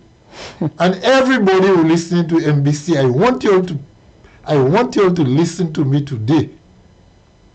Yadi, I want you to listen to me today. You have gone too far. It took me 6 months to answer you. I could have spoken in February. I could have spoken in January. The incident happened, the man was shot on the 1st Of January. January. On the 31st of December, actually, because it was not midnight yet. Your first show was the 7th of January. So from the 7th of January, and I have the dates, because I have the clips. From the 7th of January, you have been on that horse of yours, riding into hell, yourself into hell, and you're not stopping. You have gone as far as saying my name, my family's name. You have gone to the commissioner, the assistant commissioner, and actually tell him that the police is covering up for me. You are telling the police what the police know. Who shoot who? All the shootings in Marshall, they should arrest you because you seem to know who shooting the people in Marshall. So I want to know how you will defend that, Yadi. How are you going to tell? I want you tomorrow, if you choose not to call me tonight, now, on this show, I want you, when you get wind of that show program I'm doing there now, I want you to come tomorrow morning on your normal nonsense show. You can come with Richard, you can come with Fridges, all of you are the same. I want you to come, all of you all to come together. You, Jaim, Richard, and Fridges. Come together and explain, give an explanation how a man can shoot another man when he's not even in the same geographical zone with the man. He can shoot that man, cause that man to go to the Marshall police station and remain there for 5 days without the police taking him for medical care. What I want Till to he know, dies. what I want to know, Foster, how is it that you still have the powers of arrest? How do I have so much power, Angie? Well, these are the individuals that believe I that. know I was good, but I don't know I was so good. Some still a high tension wire for. I Yeah, and you always like to say people don't have wit, people don't have wit. Let me tell you, you know what? You see what I'm good in? I am not a doctor, I'm not a lawyer, I'm a policeman, and I was a damn good policeman. And you cannot come in my shoe. You don't know jack about law. He doesn't And the seem. police. He doesn't seem to be able to hold a candle to your flame now, can he, Foster? Yeah, they join together. Because he Cannot should even have take a known. policeman. He should have known. And even if you don't know, you ask a question. First of all, first rule of journalism is when you get a report, you investigate, you double check. So, somebody comes to you and says, Officer Chico shot my brother. When? That date, that time. First thing you do is find out where Officer Chico was at that time. And if he had simply done that, he would have known that you were at church. But Angie, that was not the motive. His motive was defamation. Because Angie, that has gone so far. You know, even members of my church who are lying to Yadi and those clowns. I Who question were you. present at church and saw me at church. Believe that happened? Can you Wow. believe that? Wow. Yadi, let me tell you. As a matter of fact, I was not only at church, you know, somewhere in a corner in the church where nobody can testify that they actually saw me. That night, Angie, I actually did collection. And during offertory, I was the one who brought up the basket, offertory basket. Again. And that is on tape, you know. That's recorded, you know. So how could I have been somewhere else shooting a man?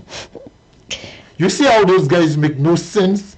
But those guys claim to be on a NBC and they have views, they have listeners, they can say what they want because everybody who listen to them seem to be on crack. The people who listen to NBC on a morning seem to have a problem because they're just like Yadi and Jaim. Foster, I have a very important question to ask you. Are you the Flash?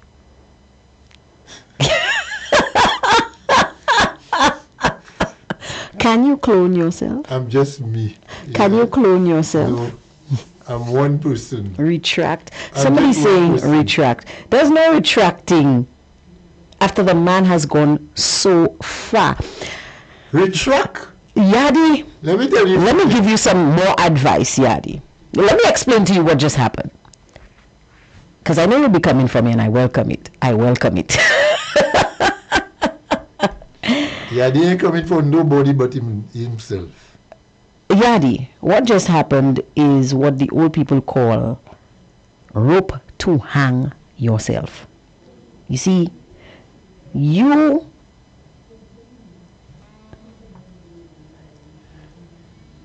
And I told him he can challenge me and call you. somebody's calling the show Let it on be Yadi or Jaim. let's see, somebody's calling our Facebook page. Let's see who this is. Good evening. You're on the air. Hello. Hi, good evening, you're on the air. Yes, this is Brother Coach. I called to make a contribution. Is it possible? Well, you were supposed to call the WhatsApp line 572-3473, but you're already on the air, so go ahead. Okay, thanks. Since I have a lot of problems because I stayed home, you know, and I watching at those two manifestos, and I'm saying, why is it that St. Lucians could be so, who supporting the Labour Party, have to be so dumb, you know, to be supporting an administration who keeps just lying and lying on an everyday basis to the people. You see? Like, for example. Okay, let me introduce you. I'm sorry, but I'm going to have to cut you off because we're having a very special show today. And Okay. yeah, All and right. that's not the topic. And we're expecting, we want to keep this line free in case the individual that we need to call calls. But you can always call Hard Talk tomorrow afternoon at 2, and you will be given time to air your views, okay? Okay, thank you. All right, no Thank you, problem. brother coach. Yeah. When can I get a day to visit to come to the program? I'll let you know. I'll message you. Okay, thank you, my dear. Yeah. Okay, brother. God bless you. All right. Same. Yeah, we don't want any distractions because we're having a very special show this afternoon. Unfortunately, it was not the individual that you expected to call. But here's the thing. So what you've just done, Foster, is given Yadi all the rope to hang himself. And he seems to be very dedicated at self-mutilation because he just took that rope and wrapped it around his neck and jump off a cliff. Off a cliff or a moving helicopter. This, let me tell you. But Angie, it goes. Because he's gone so far. There's no turning back for you now. This man, the intention was to cause so much damage to my reputation, Angie. I don't think you were the target initially. I think your brother was. My brother was. I remember a whole election. That's a whole election. Yeah, but since they could not get your brother. A whole election plot that's there. Since they could not get your brother, they are attempting to go after the next they best don't know target. They just African. Let me tell you, you see the African. There's a set of ants they call the African. What kind of red ants? Well, let me tell you. These ants. You just push your foot in an African red ant nest. And are these ants carnivorous? Don't they actually eat flesh? Boy, let me tell you, they're killing you in some thousands of stings. One time you can even die. Yeah. But Angie, you know, so much damage was done. Not just, the intention was to do so much damage. Not just to me, you know, and my reputation, you know. My family. Yeah. You know what the guys actually did? Angie, during my investigations of that whole matter, I had reasons to speak to, I got to know the actual police officer who was involved in the shooting. This shooting that we're talking about. Yeah. And you know what the guy told me? When the guy saw me, he heard about Yadi and them story. And the guy told me, a good friend of his, called him on his personal phone. Right. And accused him of covering up for me. Wow. Knowing that the officer works at the Marshall Police Station, he's accusing the Marshall Police of covering up for me. But the guy doesn't know the details of the shooting. He doesn't even know who is actually involved. Right. Remember I told you who the police officer is. So that's to show you the amount of damage that those two fools are causing, you know. But they're not realizing that because to them they can say whatever they want because they're supporting a government and they have to eat. Those guys believe that because they have to eat, so people will defend them. It's just like I told another person who came after me. Somebody's giving you some, Foster, check the messages. Somebody who's making who's sending a private message to you. All right. Seems to be a member of your family. So what they're doing is they are showing, you see, they've already been forgotten. They were used for their ability to talk and spread propaganda And now that the desired results have been achieved and they are no longer needed, they have to show that they still have teeth. They have to show their masters that this attack dog still has teeth. And so Well, I'll extract those teeth. I giving them a free extraction. it's so sad the lengths people would go to. But this is the guy at the start of the program, Angie. That is so incensed that people are, in his view, tarnishing Richard Frederick. So he goes out And and that tarnishes. he wishing death upon those people. This is the guy who's sitting on the same chair at the same NBC at different time, accusing people who slander people, according to anonymous people. Yadi, I'm not anonymous. When I write a comment on Facebook, my name appears,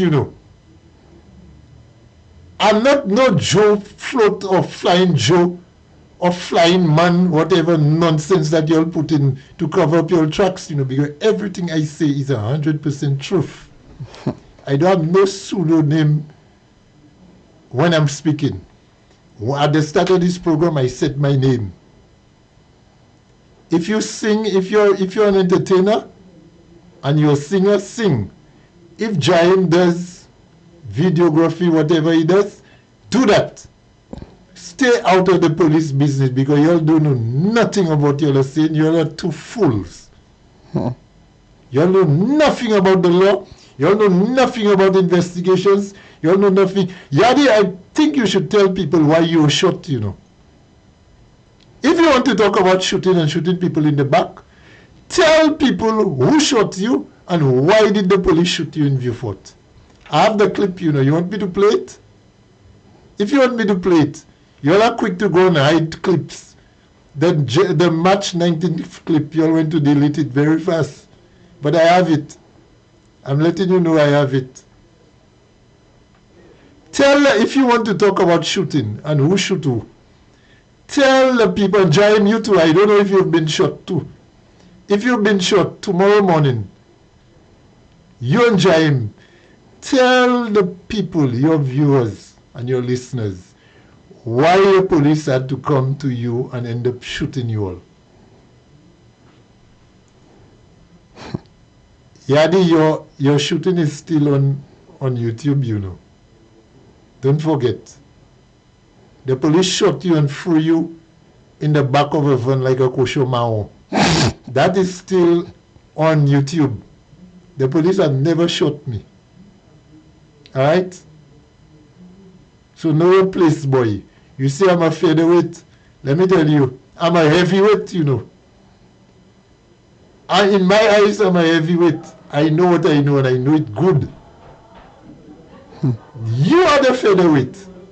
You always say people don't have weight because you run in a restaurant in Tongde that's not your property. You lease a property there, that's not yours. Get your own.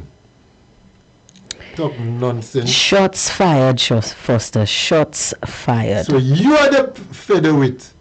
You're looking at a heavyweight. I'm a heavyweight in what I know. So you have gone as far as you think you can do damage. But what the only damage you have done is damage to yourself. Because I plan to undo you. You and Jaim, I plan to undo you all in that program. And there are more programs to come.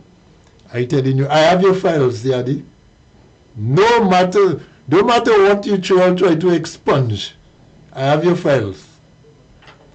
I have never had any convictions expunged on my behalf. I've never gone to jail and I've never been shot. So I can put those same questions to you and Jaim on NBC. Don't mess with me, boy. Alright, so Angie, in the clip that we played, remember I told you the person that he interviewed, the man he called is a brother. To the I deceased. thought initially it was the brother that I met who told me that he got the table. Right. But that brother is another brother who used to be Because the a guy police officer. said there are 7 brothers on the Yes. tape. But I didn't even know the guys were brothers, Angie. The what's his surname? He said the Crafton, not Crafton. Diamond. Mm-hmm. The guy I spoke to initially is Gregory Diamond, I think that's his name. Right. But when Yadi made the call on the show, I believe that's the name he said. No, But he that's spoke to he spoke to a different Diamond. a different Diamond. Mm-hmm. Okay. Spencer. Right. The actual man who spoke there is Spencer. I don't know if his name is Diamond, but I know he was Spencer. Well, he did used say to be a police Diamond. officer. He did say Diamond. All right. Well, it's Spencer Diamond. All right. And I'm surprised that this man getting involved in that, because as a policeman, I expect you to have a little more sense. But The Foster, you average man. cannot blame the individual, because what exactly did the guy say? All the guy said was, "That's what I'm hearing." The guy even said, persons told him. Mm-hmm. He did. In fact, the guy didn't corroborate anything. Nothing at all. The guy just kept saying, "That's what I heard. That's That's what what, I heard." people told me." Yes. All of it is hearsay, and none Yes. of that has any weight in the court of law. It's hearsay. It's not, "I was there and I saw Angie walk past Foster and elbow him in the gut." That is evidence. But when the guy is telling you, "Well, yeah, that's what I heard," he's not even saying, "Yes, that's Yeah. true." All he's saying is, "That's what I heard." Yeah. So the guy is covering his tracks. And again, Yadi just not bright. Because Yadi should know that if he wanted the guy to give a story, he should allow the guy to speak. He not leading the guy. True. The guy just there on a leash. Yadi pull him that way, he goes so. Yadi pull him this way, he goes so. The guy said nothing. The guy actually said nothing. And if Yadi takes the man to court or tries to say in any way that this is the man, that's who I got the information from, clearly you got no information from the guy. The guy was just there nodding his head while you were beating your turbo and dancing your belly by yourself. Yeah. The only person in hot water there is Yadi. Yeah. So I want to just guide why I want to demolish Yadi. I want to advise you, Yadi. You enjoy him. Because you played a clip and you asked your producer at the time to run that clip. And you showed a clip that was out. That's the same clip I saw on January the 1st when my nephew showed me the phone. Mm-hmm. But you, on that day, you saying that clip has never been released. That's a new clip, as though it's some closed circuit TV footage you have with me on the scene. And you playing something that is Widespread. in March, you played something that happened in December, and you claiming that's the first time. That's everywhere. What I'm asking you, in that clip I saw, Angie, Mm-hmm. there's a guy lying down on the ground, Mm-hmm. and there are about 6 people standing around him. Mm-hmm. I didn't see any police officer in uniform. Right. The persons there could have been police, but probably they were in plain clothes. Right. So, Yadi, just to try to help you, because you're so not making sense, I don't even know where to start to help you. In all the people that were there, the man is lying a fresh scene. Nobody saw who shot the man. So if I shot the man, where did I go? That nobody saw me. Or who moved the man from the scene? If the Marshall police wasn't there, how did the man end up in the Marshall station? When did they get him there? Did he walk That was there? what I wanted to ask you. Did he walk there? That Did was some what I people wanted carry to him ask. there? I wanted to ask you that question, Foster. How is it that a retired police officer has the powers of arrest? You can arrest somebody and take them to the station and book them? How? I can. Well, everybody can do that. As a civilian, I probably can do that. You're still not sure. You're saying probably. No, I mean, I could A guy with a gunshot wound. Well, no. And you're not sharing a cell as well. No. Okay. That was my question. All right. So the persons are on the scene. Mm-hmm. The guy in the victim at the police station. Mm-hmm. According to my investigations, the police took the man direct to the hospital. Mm-hmm. Because the bullet passed right through, it was a flesh wound. No bones were broken. The man got dressed in and the man was released that same evening, Angie. Well, if it happened around 10:30, he would have probably got back to the station on January 1st, after midnight. Right. There the man remained for the next 3 or 4 days. Mm-hmm. The family stated, and Yadi corroborated the nonsense that the family is talking, that the man was never brought to the hospital. The man was treated at the hospital.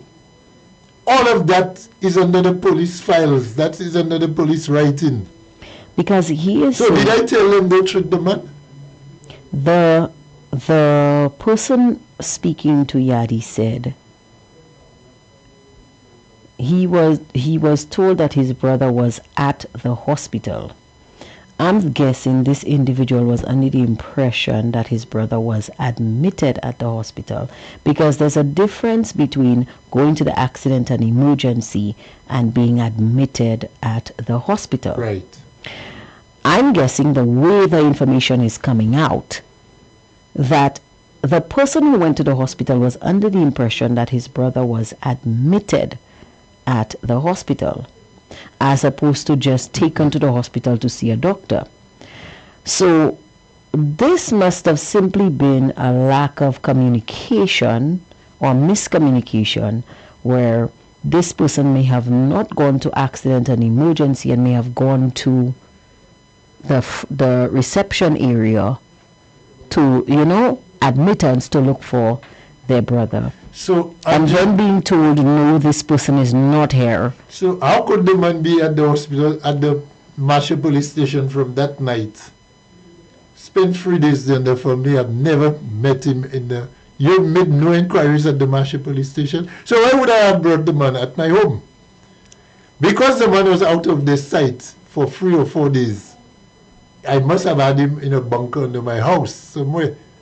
Because if he's not at the hospital, he's not at the station, so where could he have been? At Yadi home? Yadi, you have to tell your people, your smart people who listen to you. Put all of that in context for them and make them understand how that is possible. Because I'm pretty sure if I take somebody to the police station, bleeding, they would probably want a statement from you. How immediately I think I would be sharing a cell together with the person, because I would have to explain to the police how the person was shot. If the person, first off, even if I say to the police, this guy attacked me and I shot him in self-defense, the first thing the police will want to know is where I got the gun from. Is this a legal firearm? Exactly. Is this an illegal firearm? The police would find out questions. So I would be under investigation too. And I would have to be cleared by the police before I was allowed to go home. Am I wrong or am I right? You're right. Okay. And one of the protocols of the police, the SOPs of the police, standard procedures. Right. Is that the injured has to be treated first. Right. And the police have no reason to pick up whether it's somebody they shoot themselves or whether somebody, a shooting victim, pick that person up and bring that person to the station. That is not protocol at all. The first order of business is to take this the person treated to a hospital. How would the family allow Yadi to tell them that the person was never brought to the hospital? Who brainless so much that they would not believe that? the police would take an injured party to the hospital immediately from a scene? Who? How could Yadi convince anybody in St. Lucia that has a brain or half of a brain that the police would hide you in a cell until you die bleeding and don't take you to the hospital? Now, understand why I took 6 months before I broke my silence on that, Angie. Every police shooting,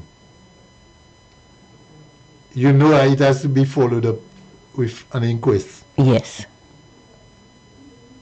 Or not any unnatural death. Now, the guy, initially the matter started as a police shooting. Though the postmortem would indicate the cause of death, but they would still have an inquest into that matter. Right. Taking into consideration that all of that, that is why I thought the police would have handled those accusations more seriously, you know. Because today it would look like Papi show, but tomorrow what I say here might have an effect on the inquest, you know. Yeah. Because to date, Angie, the 8th of June, 2026, the police officer I made that report to, I showed the report, look the report. The police officer I made the report to have never called me. Angie, it is 6 months. You have never asked me, oh, they found the table, they heard about the table, they met the guy.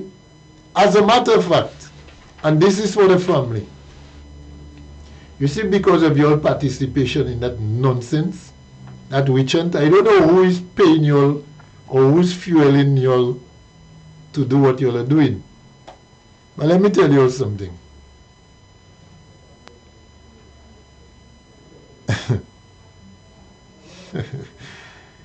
I could say a lot. Let me tell you all something, family. You all know your brother, the deceased, has a history with drugs.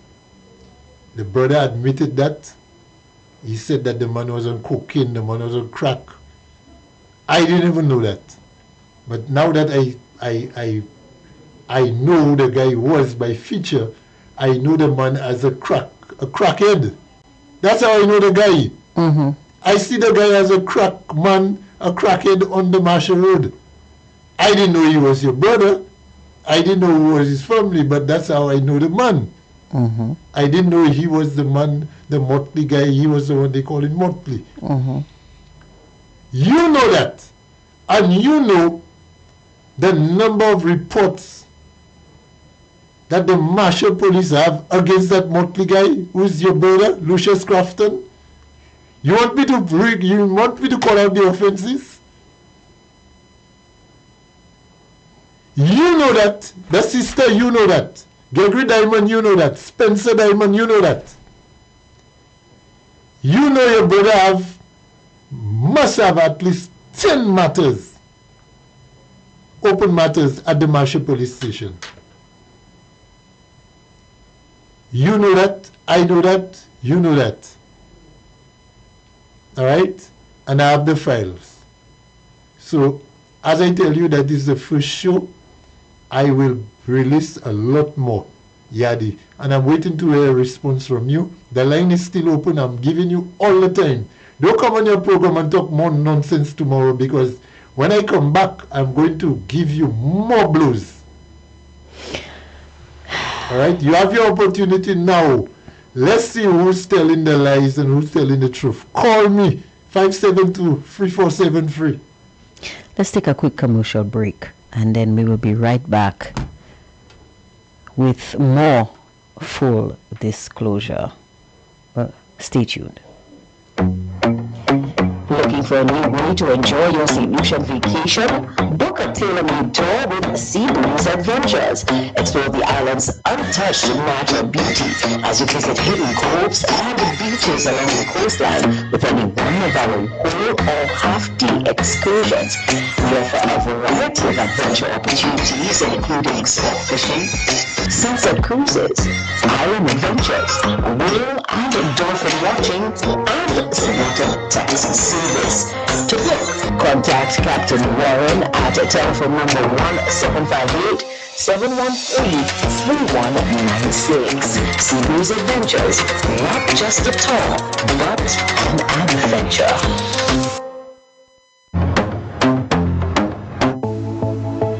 You already know the power of Licks products on your clothes and household. You licked your whites and colored clothes, leaving them fresh and scented. You licked your dishes and left your hands protected with vitamin E. You licked your floors, even licked your toilets. Now we expand and bring you 3 new scents in our fabric softener: Balmy Sunshine, Summer Sunshine, and Thousand Flowers. And lick those stains off of colored clothes with Licks Corrosive Bleach. Licks went even further with Bondicare body soap bars in deodorant and antibacterial. So let tiredness and bacteria out and refresh your tired body. Your product's giving you licks? Then choose Licks from Today Distribution. Available at all leading supermarkets.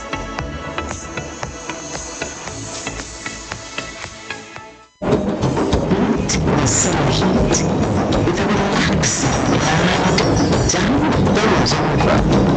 With your cares behind as you immerse yourself in the tranquility of nature. Kids from school, no problem. Take them home. All down one getting an adventure. Seafood Rafting introduces its summer water special. Start with a welcome cocktail to set the mood. Then enjoy a 90-minute guided tour and a cooler filled with drinks for your refreshment. Tours start from 9:30 a.m. and every 2 hours with the last tour at 3:30 p.m. Adults paying 100 EC per person. Kids ages 5 to 11 years old, 50 EC. We are located in the Rosa Valley, next to St. Lucia Distillers. For reservations, call 1758-720-2020. Don't forget to like St. Lucia Bamboo Rafting on Facebook and Instagram. St. Lucia Bamboo Rafting. Let us take you from stressed to relaxed in 90 minutes flat.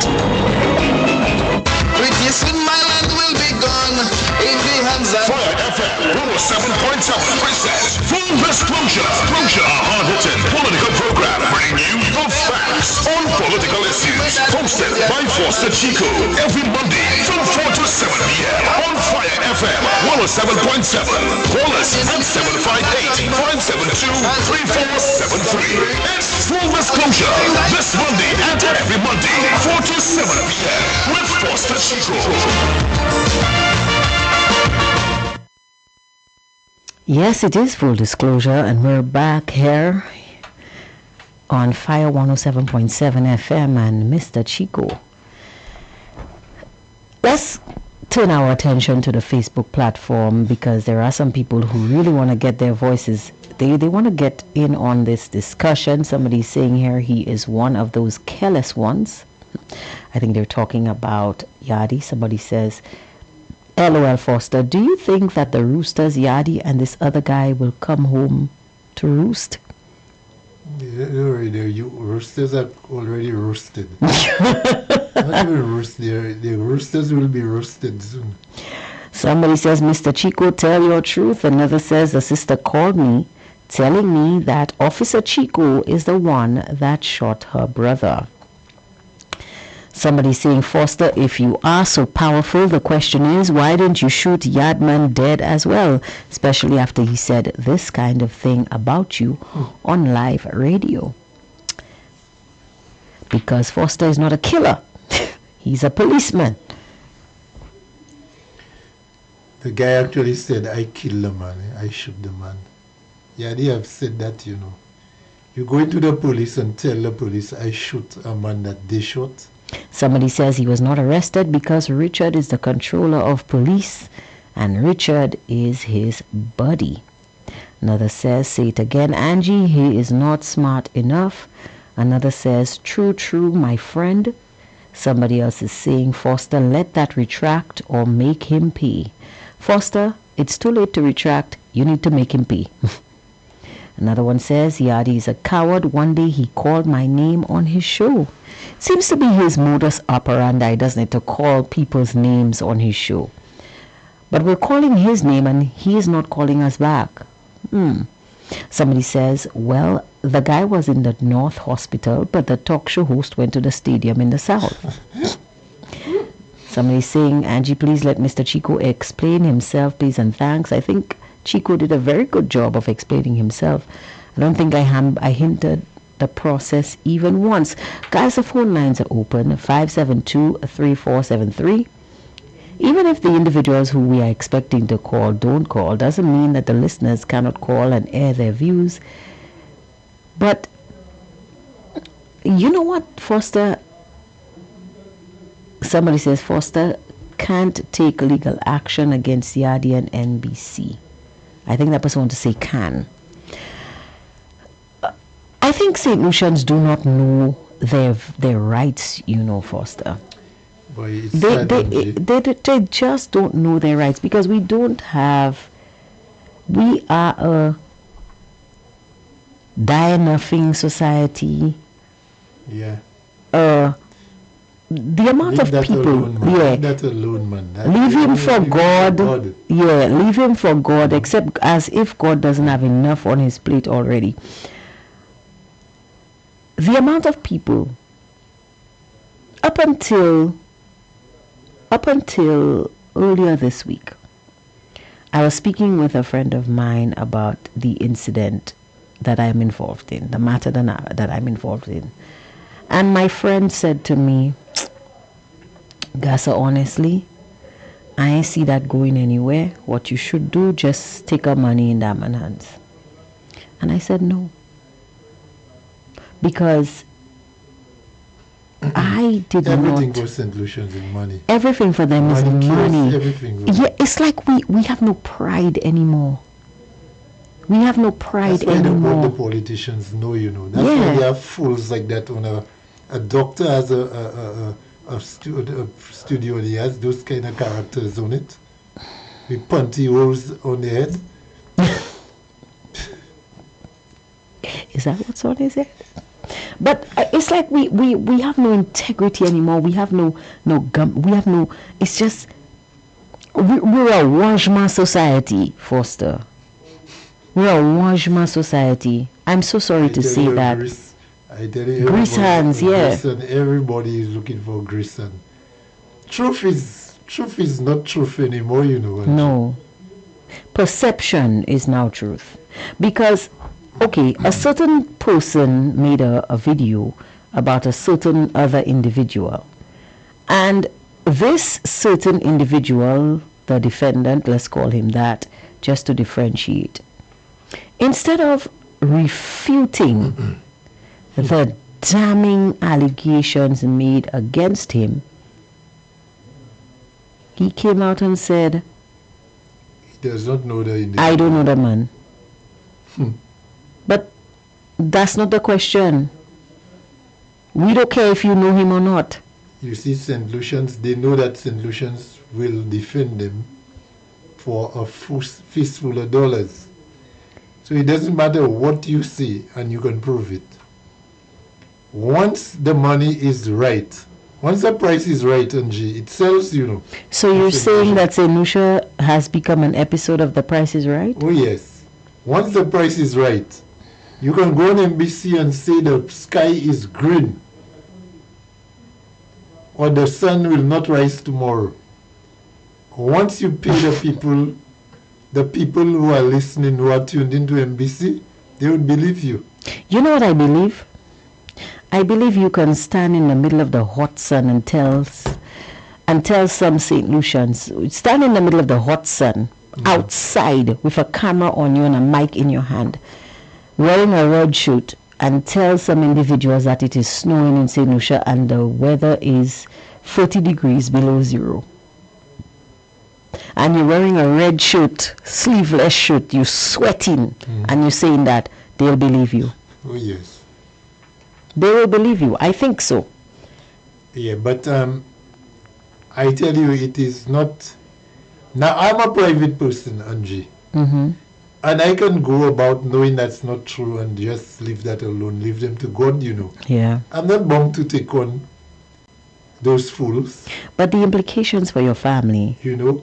But those guys are saying that and people are believing them. Even the people you expect to have some kind of at least 5 cents. Each other senses have 1 cell left in it. Wow. You know. Those people are good. Some of those people are the most stupid and most illiterate people, you know. They all big jobs, you see them driving the vehicle, but those people have no sense of... They're just not bright, Foster. You know. I mean, why would I listen to Yadi? If I had to listen to a show, wouldn't I listen to a show that is educational? What can Yadi teach you? What does he bring to the table? You know, I mean, raw is one thing, but what is the appeal? That's what I'm asking. What is the appeal? Because if you listen, if you listen to Hard Talk, I will attempt to discuss pertinent questions. Like today I was talking about all of the rising cost of living, and we're about to face a new school year, and parents have 2.5 months to get everything together to prepare their little ones for school. So what is the Prime Minister doing? You know, what is the government going to put in place? What are they going to put in place to cushion the blow for people? But when I tried to listen to the Prime Minister, there's another one again. Oh dear. People are telling me they're muting the show. They're going to boycott. They don't want to hear him. But who else are we going to ask the questions? He is the one we have to ask these questions. I can understand that. I can understand this is the authority on some. But what is Yadi's authority on? That's why I ask. If you're a singer, sing. Yeah. Talk about singing. If you videotape funerals, do that. Weddings, receptions, and so on, do that. Talk about that. Don't come and talk about things you don't have no knowledge about. And you're misleading people. You're talking a lot of nonsense. You're making the foolish people even more foolish. The uneducated get even more stupid listening to you all. Stop that, man. You know, it's about time somebody stands up. Featherweight. I'm a heavyweight in what I know. You are heavyweight. I don't know what you know, but you are heavyweight in what you know. But I know for sure you don't know what you're talking about. What you spoke about in those programs there, those clips that I have, you have no idea what you're talking about. And the police should have locked you up when you come to them accusing them of covering up. I don't understand why this individual was allowed to walk away free and clear from making that statement. This individual should have been locked up forthwith, because under the penal code, so many things under the criminal code of St. Lucia, what that man did is a criminal offense. And it really irks me that the people who are supposed to enforce the law, they seem to be the ones shirking their responsibility. The individual who took that statement, or even heard this man making that statement, should be asked to account as to why he was allowed to walk away. Because making a false allegation is a crime, especially if that allegation requires the person you are accusing to serve jail time. Yes. And Angie, that is a crime. Angie, the man has to be brave. Or those fellas have to have something in the back of their mind that they are untouchable. for you to leave your home and to go to police Chesterfield to make some kind of nonsensical. And you didn't go. Okay, like that. you didn't go to the police and say, "I was told that, and I suspect that." Right? You said this is what happened. There's a different. Guys, there are. I might have to give an English lesson here today, Foster. There are things called metaphors and similes where you compare situations. Mm-hmm. But that is different from you actually instructing. Yeah. And because what he was doing on his show, he was not he was not interviewing, he was the one interviewing himself. He was giving evidence. Yeah. When he went to the police and he made that statement, he committed a crime. And he should have been locked up. That's a police case. That's not even a Foster take him to civil court case. That's a criminal matter, and criminal matters are handled by the police. And the police had already investigated that. In fact, the same ACP, he was the one who gave the information at the press conference. So he knew right off the bat that Yadi was talking foolishness. Why is it that he was allowed? That is a question that needs to be answered. You need to ask that question, Foster. You know better than me. I did ask that question, Angie. What was the response? That is why I tell you, there is part 2 of that program. Okay. Because, like I've stated, in those shootings, there is a police inquest that has to follow. Mm-hmm. And the family would get the opportunity to hear the full account from the police. I have indicated that I am aware that the deceased has many matters. So you're not under even sure. investigation. So hold on. So we're not even certain that the police went to arrest him specifically for your matter. And not at all. The police, actually, Angie, actually, Yadi say further in the clip, if the clip was allowed to play, you would have heard the brother saying to Yadi that they're saying, which means the police is saying that there was a burglary at Arundel. So much so that Yadi is adding to the conversation saying, well, if they have to shoot the man, they have to shoot the man in the house. You hear foolishness?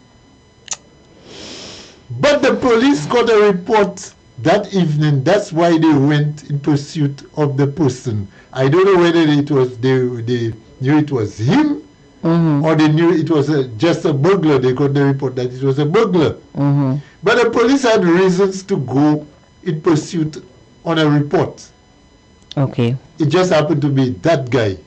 So there's the same guy who has many matters reported against him.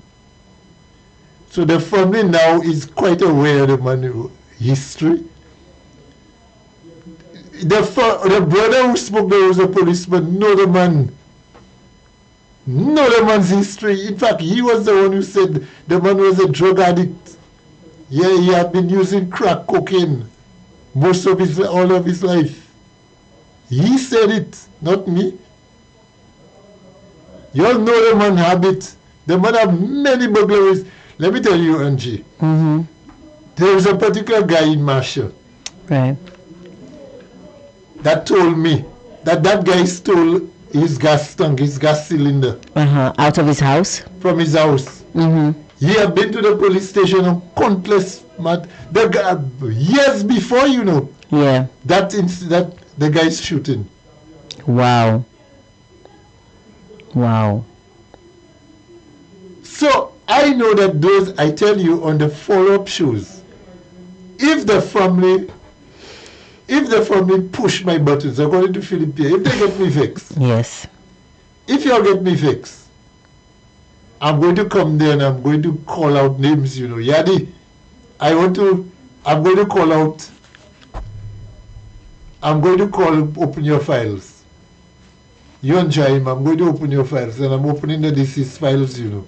If you'll get me vexed. Well, I mean, Foster, No. I don't think you should open all the files, because again, you do not want, you intend on taking this to its natural conclusion. You're going to get the law involved. You don't want anything to jeopardize your chances in receiving justice. I think you should allow these guys to pay for their indiscretions,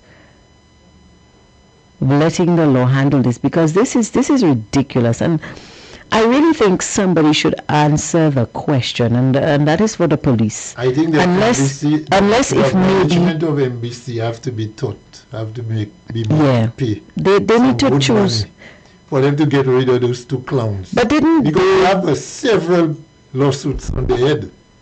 But didn't the management of NBC find themselves in hot water when accusations were made against Guy Joseph? I don't know if Guy Joseph and them ever cashed in, because remember that matter, as soon as the guys won election, SLP won election, a decision, the judgment in that case was that the magistrate threw the case. No.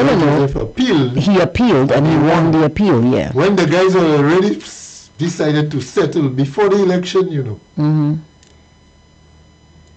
But for some reason, some grease took place, some grease handling took place. What kind of grease are they using? Because that grease seems to be quite thick.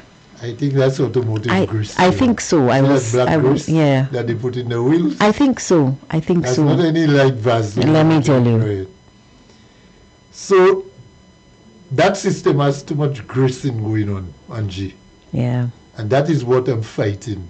You see that greasing, NBC have been allowed, and I mentioned that to the executive, the officer, this morning.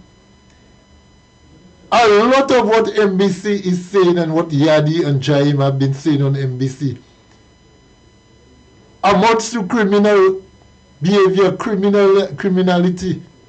There are certain things that you cannot say on the radio, you know. Yeah, I know that. It's just like you cursing in public. The kind of things that those guys are saying on their shows, those guys should have been taken up a long time ago. And I mentioned that to the executive member this morning. I said those guys, the police seem to have been giving those fellas just turning their back and closing their ears. Turning a blind eye and a deaf ear to what those guys are saying on NBC. But those guys should have been stopped a long time ago. And if it takes me to stop them, I am prepared, I'm real prepared to do it. Those guys will not be getting a smooth ride, you know. I have given you all an opportunity to call people, anybody who's listening to the show. Yeah, I know you all have friends. They are friends of friends of friends. I hope Yadi is listening. I hope you all take your notes. But I wanted you to call me. If you believe I'm lying or I'm featherweight, I'm a featherweight as you call me. Call the program now, Yadi. Don't wait till tomorrow and you go and lie again, because I'm going to come back 10 times harder. I'm going to come 10 times better on the next show against you and Jaime. This time I'm going to open your files. So take the opportunity now and call me. We have about half an hour to go on the program. Call. I find it very instructive that there seem to be two laws in St. Lucia. There seems to be the law for ordinary individuals, and there seems to be a separate law for connected people. Well, I don't care whether you connected, whether you grounded into the electricity pole. I don't care by what means you connected. Angie, once you come against me, I am going to roll over you. I don't care what your status is. I fear no man. There is nobody in St. Lucia that I'm afraid of.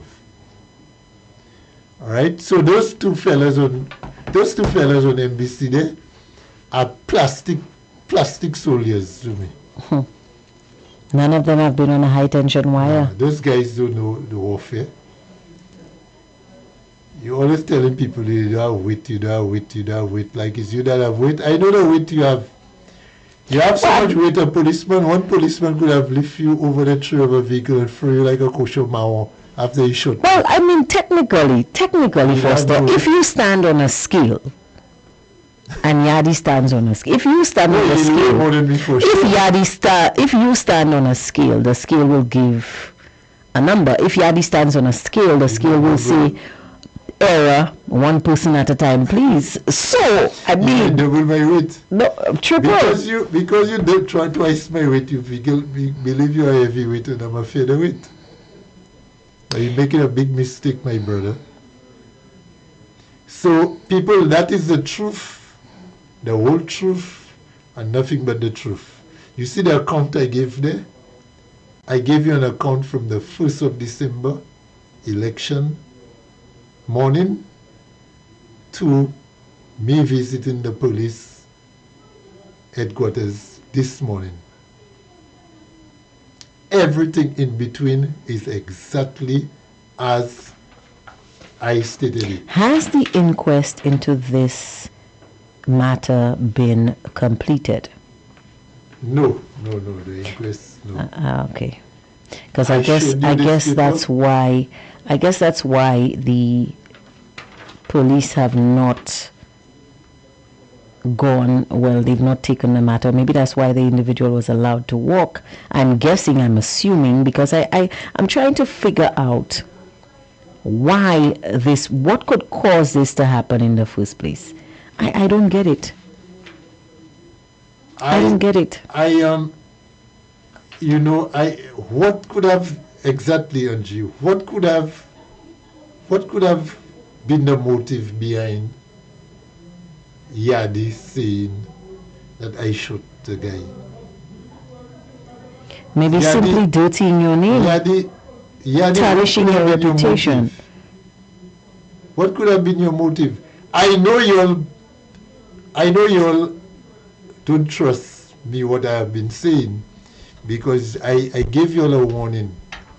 I gave the SLP people a warning during the election. Yeah. And they were very calm.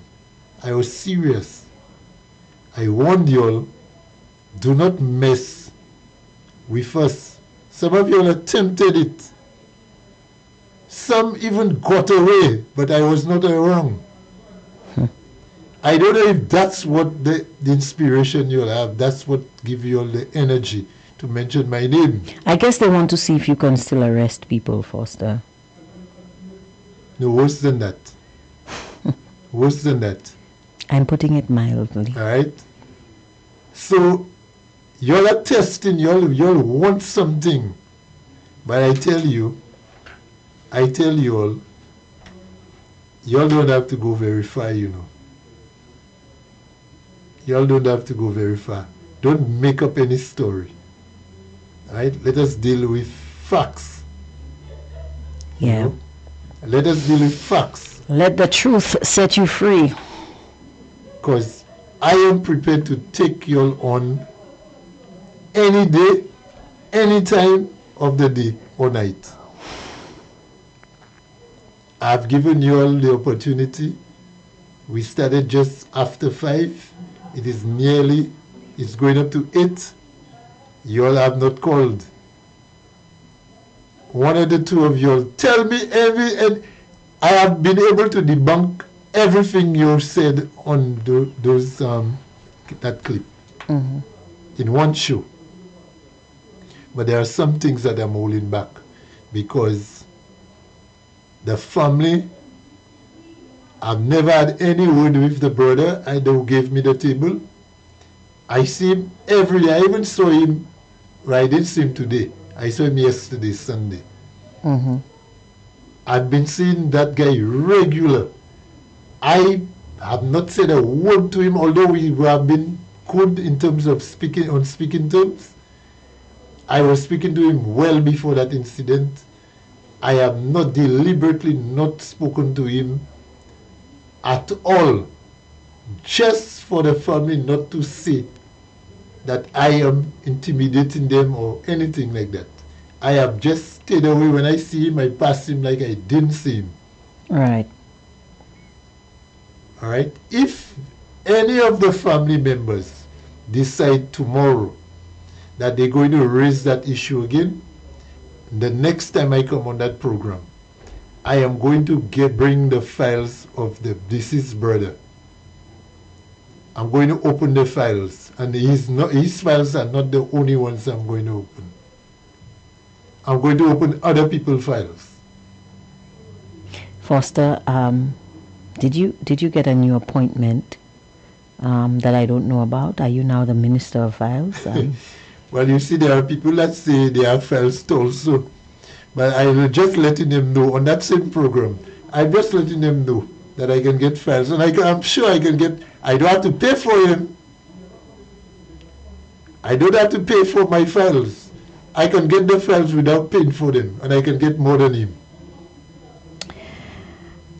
If the police will not investigate how people, outsiders, can get access to the police files, if they don't care to investigate that, or they don't care to debunk that somebody that's not even within that geographical zone shoot somebody that the police shoot, that's their business. But I can defend myself, like I told the ACP. I can defend myself. Good night, sir, if you're listening. I told you I can speak, and I will speak. And I have a lot to say again. I'm very disappointed because I'm waiting for... Because anybody who listens to my show knows that that ACP is one of my favorite policemen. I think he's the only one taking... I communicated that. I'm glad you told him. He is my favorite policeman because of the stance that he took, and I was very impressed and very happy when I saw him get an award. I think he deserved it. I think he should be the one in the big chair. In the big chair, right next to Mr. God in the big chair.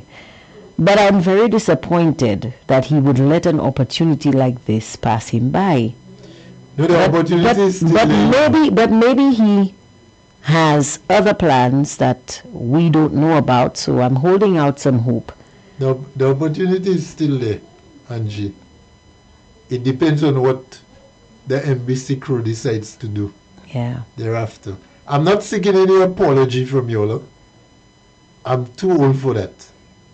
I'm an old soldier. I can take them things. As far as I'm concerned, this has gone way too far, and this should be aired out in the courts. If you're and people need to bring their evidence first. People need to bring their evidence, because that's the thing that I don't like. You don't go around tarnishing people's reputation for anything.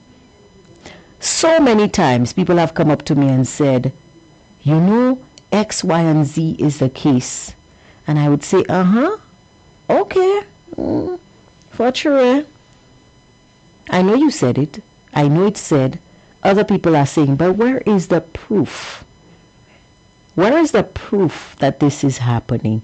Because St. Lucians always know. There is no better investigator than a St. Lucian. Colombo can investigate like St. Let me tell you something. I remember when Botham Jean was killed. I think before the St. Lucians in the diaspora realized the guy was a St. Lucian, they started investigating. Everybody down here on the ground knew the whole story, Those that had never gotten on a plane and visited the States, they knew everything. And then those in the diaspora started to make their inquiries. We are very good at investigating. But this individual said he made his investigations. If you made an investigation, first of all, you get your information from a credible source. So when you were told that it was Chico, You have to find out where Chico was. If you are investigating, you have to go to the police. That's the first thing the police do. You have to go to the police because they are the ones investigating. If I was out in Matnik, that could Exactly. So you're telling me if Chico was in Timbuktu at the time of the murder, he still shoot the guy? Chico is your new name for me is Deadshot, eh? Well, let me tell you, Angie. The man gave me so much praise there on me controlling. I thought there was only a minister that was able to give the police instructions. I thought it was only a minister that was telling the police, clear the cells and lock them up, arrest them. I didn't know I had that power. I heard the story. You know?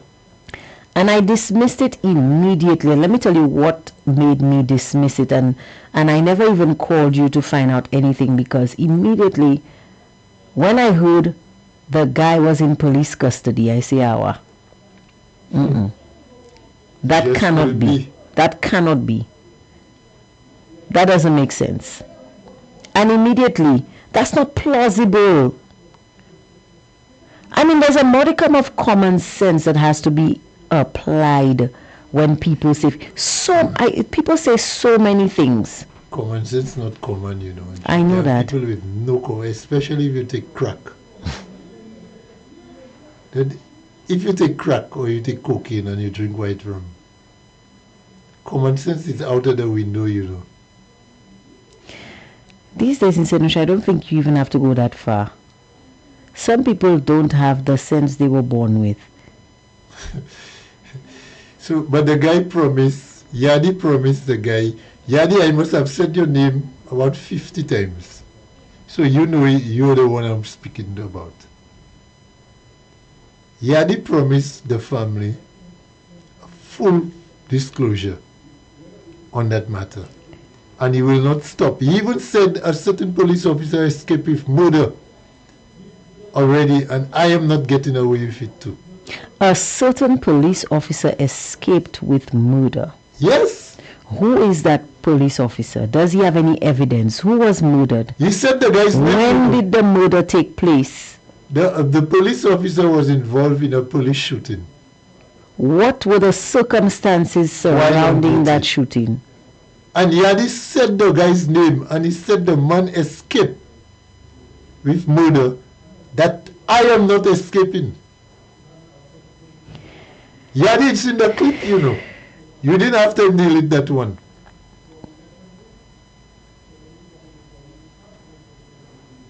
So I've given you enough there.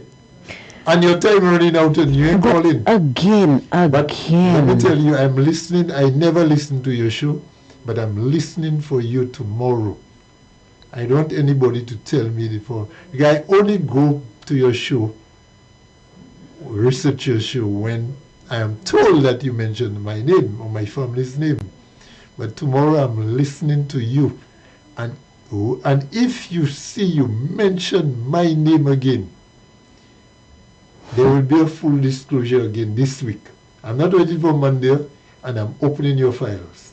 According to somebody I know very well, if you provoke me. If you get me vexed. If you see you get me vexed, Yadi, I'm opening your files and I'm opening the management of MBC. I'm opening all of your files. Wow. Wow, Foster. Because I have the files. You all think you all alone can pay for files? I have to pay, but I can get files. You forgot where I was. You forgot what I was doing. Somebody told me that you were one of the best investigators in the traffic department. The best, not one of the best. The best. Angie Levy, okay. I was the best. Well, yes, the person said he was the best, but I didn't want to make his head swell because... I blew my own. I blew my own because nobody will blow it for me.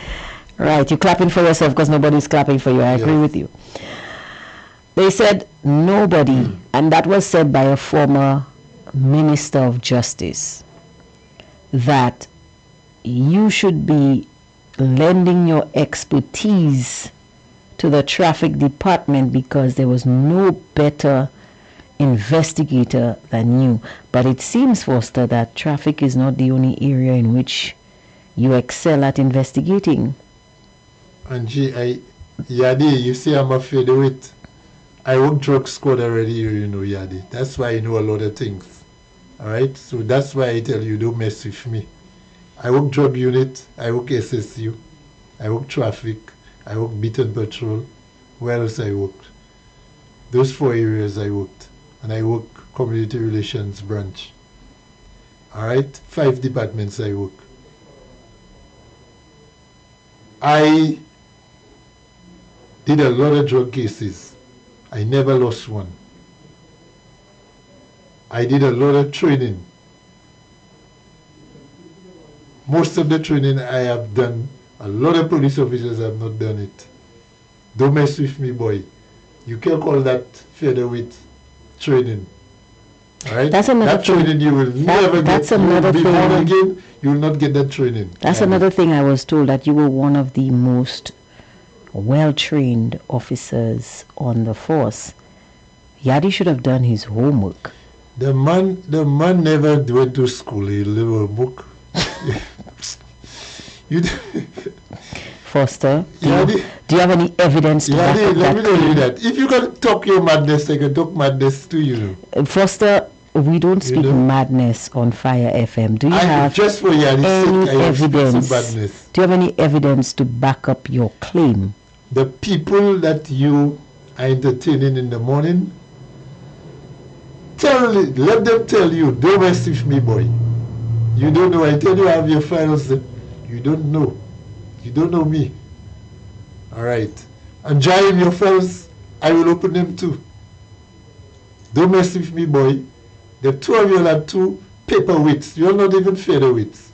Wow. 2 paperweights.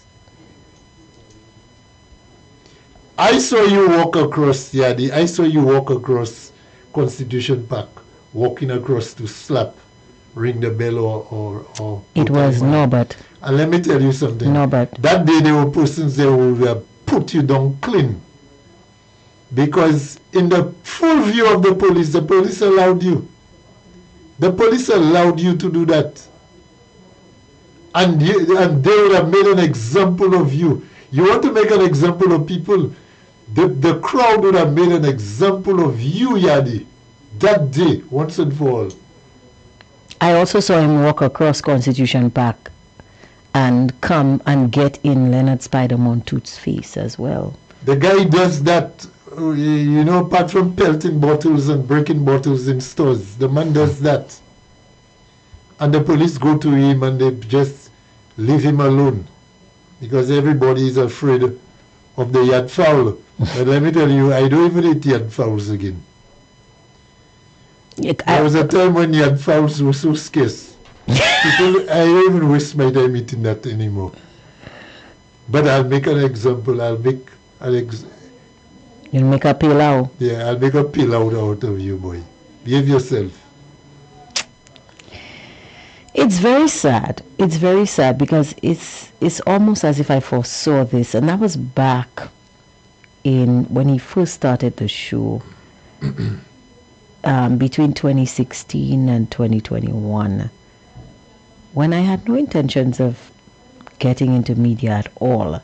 But I met him and I said to him, as somebody with a platform, you need to be more responsible with your voice. He should have heeded my advice, because today he would not have found himself in this type of hot water. And it's very sad. I don't rejoice when people, I don't rejoice at people's misfortune. But I'm saying this is a criminal offense. You've pushed yourself so far, your nose so far into other people's business and into areas where you are not qualified to be. Exactly. The people that you have now put yourself in jeopardy. The people you impress, trying to impress, Yadi, the police know you better than you know yourself. And you know what I'm talking about. Don't think you can try to impress the police. with your foolishness. You call on your show, you say you're calling the police to find out that your friend, that's a policeman. Any policeman you call on your show is not a policeman. I've said that to police officers who are here listening to your program on a morning. I tell them what you're listening to. You're listening to Yadi. I tell them, no wonder. No wonder. And let me tell you, all the police officers who listen to your show have a similar trait. Have a similar trait, Yadi. And up to this morning, I was telling the executive officer that some of the police are not police. They are happy to be in a job, and they keep friends like you who they know they can bamboozle. All right? But anybody that listening to your show, you are a man who will say the worst things about the police. So when the police listening to you, that tells you all you need to know about the policeman. And up to this morning, we had that conversation. But I'm happy. I told the executive officer that I have a platform to. I think I have more time in one show than you have on your show. I don't know how long is your show, but I can spend the rest of the night here. So I have a lot more time than you. So don't think I cannot answer you. I took time to answer you because I was letting the police gather, cross their T's and dot their I's, because I didn't want to say anything out of the way. Right. But now that I know you're so brave to go to the police with your foolishness, let me tell you, I have about 2 more to drop on you. And when I drop them on you,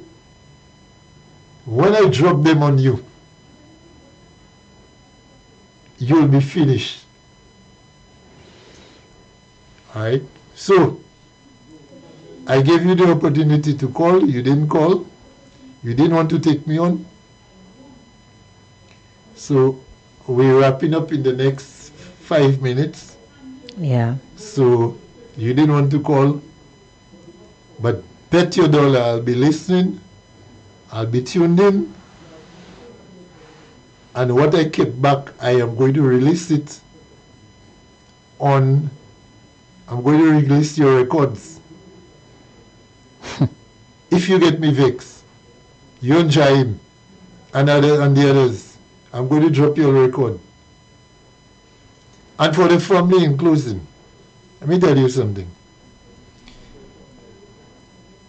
Those of you that I know Spencer, he lives near my home. I know the Diamond Man. Those are the 2 I know. If you all have sisters, I don't know you all. I mentioned in the start of the show that there was a lady calling me claiming to be a sister. I don't know if it's the one you had interviewed. Mm-hmm. But she was telling me, lock up Lucius Crafton, the deceased, and throw away the key, because he was stealing and selling everything from the family's house. All at a sudden, all in a sudden, according to Philip here, your MP, I am the worst guy. I was worse than your brother. So much so that I killed your brother. Huh? Y'all wanted him locked away and throw away the key. But now, y'all found the scapegoat in me. Through Yadi, accusing me of shooting your brother. I am going to release your brother's record. Alright? If you'll mess with me. I'm going to release Yadi's record. I'm going to release Chaim's record. It's your files. I'm going to open your files on the next show. That's all I'm telling you. I'm just firing one little shot across your bow very early. Alright? Don't mess with me. This is honestly, this is a very sad, sorry state of affairs. Why it's sad is because you mean to tell me, St. Lucia, You mean to tell me that we have fallen so far? Nous tombons bien bas. We have become so vindictive. We have become so how do I call it? So desperate that we will go to any lengths to tarnish somebody. What's the word, Angie? Let me use his word. No, I'm using proper words right now. You tarnished. You're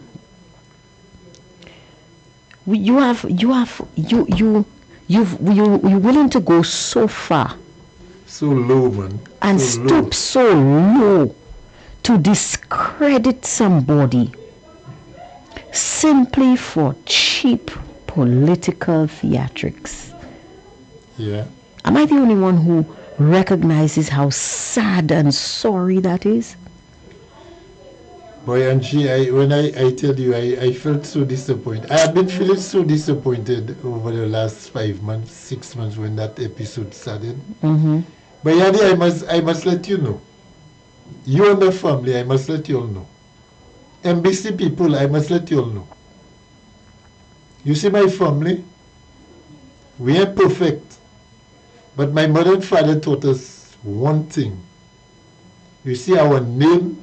Yeah. Our reputation name is all. More than money. Mm-hmm. Do not ever do anything for money. And you lost your name, you lost your character. Yeah. All right? I trained in Barbados, Angie, in 1989. And when the course ended, the chief instructor, when he saw me, he asked me where I'm from. And I told him St. Lucia. He told me he had never seen me. And you know why he didn't see me? Because I was the only officer who trained in Barbados that year who was not charged. We went to the chief instructor's office for being booked for whether dirty boots, late, or any infringement in 6 months. Wow. And I was one of 4 officers in the region to have done that. Wow. Not Herman Gill Francis, not my brother who got best recruited, other police officers from St. Lucia. All of them went. I was one of 3 or 4 police officers in the entire region who did not get booked. 2 have left training school with that record. I did 45.5 years in the police force in St. Lucia. Mm-hmm. Not one complaint of any irregularity or any comments on my name. You think I will let you, Yadi and MBC, fellas who have the nastiest records, to come and mess with my name? You're jokers. And to That's what and to I go felt insulted so by those guys, far. you know. To go so far, that's what I don't understand. Foolish people. This is what I don't understand. Why would an individual go so far so as to tarnish somebody's name? Those guys have no integrity. And for what? Angie. And I guess now you understand. I guess now I can safely say that you understand how I felt. Oh, yes. When Dr. Hile came out on the news and accused me of targeting people for political gain. What? You see, they like to accuse you first because the old people say, Kuye isa avai kuyo. Avai kuyo. So they always the ones doing something and they're running about and saying it's somebody else. I don't think these people understand how insulted I felt, how disrespected I felt when this man was up there talking all kinds of foolishness, and then today your lawyer have the heart to come and talk about consequences. Anybody can. Anyway, I won't say much. I won't say anything.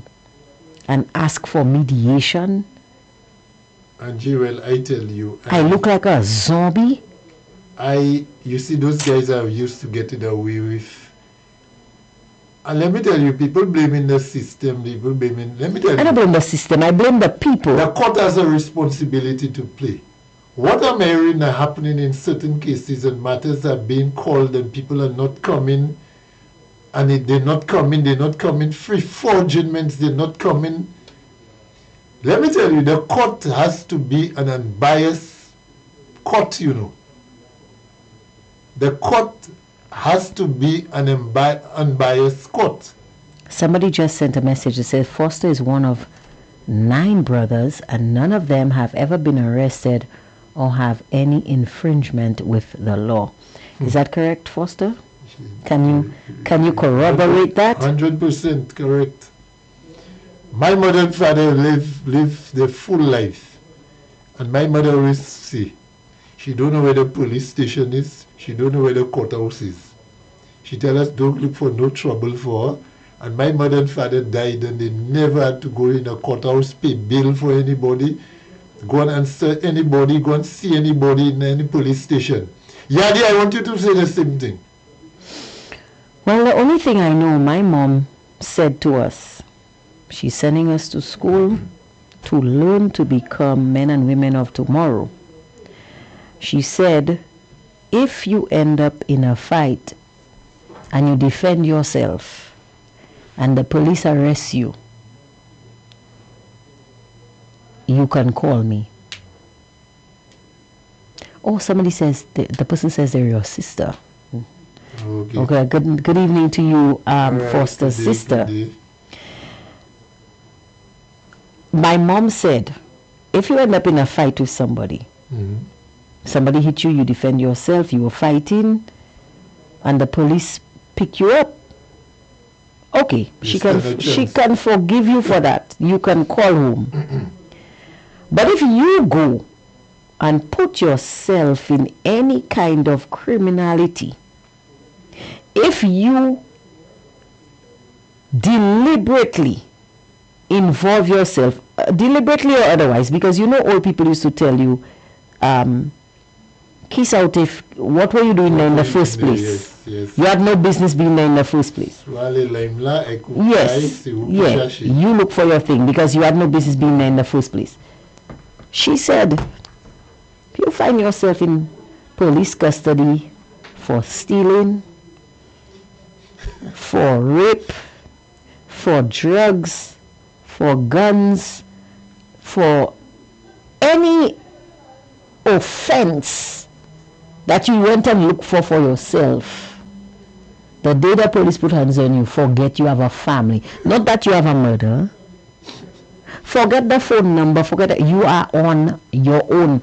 Because in her words, she said, Matez-vous wache-pain. You know those principles that we lost, Angie. That's why everything is upside down, you know.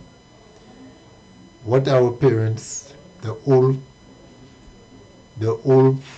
school, the old schooling we got, that's what we turn our backs on. That's why we're in the problem. That's why we are where we are today, you know. Everywhere to work for us. Because we say, imagine the old people are talking. Yeah. But you don't live to be an old age if you're stupid, you know. That's right. Old people, stupid people don't live a full life. They always die before their time. So that's what our parents were guarding us against. So I am proud that, you know, I can say, just like my sister said there, my parents taught us that money is not, doesn't have more weight than your name. Yeah. And your character. Do not do things for money and then you end up in the drain. Because you will fall there and people know you're a good person, you'll be taken to hospital, somebody will stay there with you until they contact your family. If you say you have money and people don't like you, or you have VNEG, nobody picking you up on the street, when you fall, when you collapse. And that's what I'm guarding against. Right? That's how I live my life. So what you see on NBC there with your drunkards listening to you, or your crackheads listening to you, that doesn't faze me. So I'll be tuned in, I'm telling you. It is very sad the lengths people will go, and I'm very. Sometimes you say something, and my mother always used to tell me, be careful what you say. I told this very man, I didn't know I would be in the media yet. Back in between 2016 and 2021, I cannot remember the exact year, but I can tell you the incident that prompted me to have that conversation with him. Do you remember when Hess handed over the beach park at Cicero to the country, to the constituency, and Mary Isaac went to receive, Mm-hmm. Yadi had a show on that topic. I can remember that I was on a bus and the bus driver was playing his show. I didn't deliberately go and listen to him. And you know what he was saying? Cicero people, how is Mary Isaac that going and get thing? Mary Isaac did not win seat. Don't let that woman take you out for papi show. Take stick, take this, take that. And as if he was in fact not as if he was inciting violence against this lady. Which he normally does. He just did it on the show there. And I said, wow. And when I saw him that day, he's have no class, man. When I saw him that day on the Cicero bus stop, I said to him, you need to be more responsible with your voice. And he tried to deny what I was saying. And I said to him, I've only listened to your show twice, 2 random times. I don't listen to your show, but I was on a bus that time and I heard that.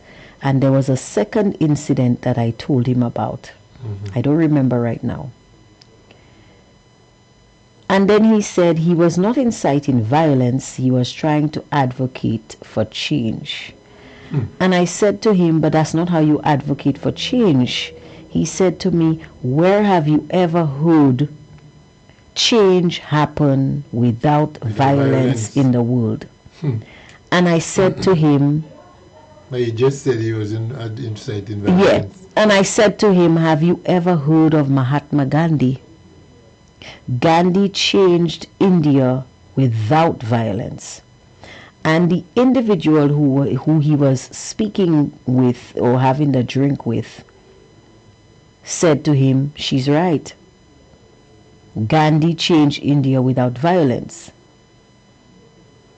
And after I said that, because everything he said to me, he was trying to defend himself, and I was refuting every argument he came up with. Mm-hmm.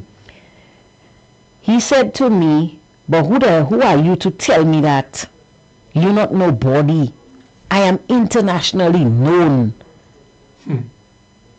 You are dropping a bucket. He is internationally known. And the guy he was speaking to, the guy watched him, and when he offered the guy a drink, the guy didn't even take it. And the guy moved away from him. He's too international. So, yeah, he was a little too international then. And I said, okay. He's still in the international. I said, okay, but I had already made my point. And since then, he has been seeing me reporting on things, doing stuff. And you know that look like somebody watching you as if to me I know that person. Is that her, whatever? Yes.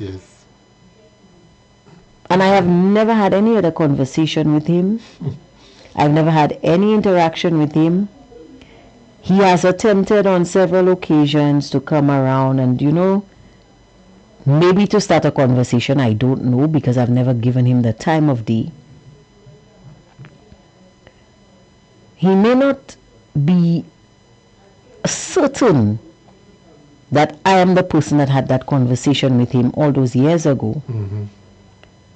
But if he listens to the program, then he will know. And all of this was what I was warning him against,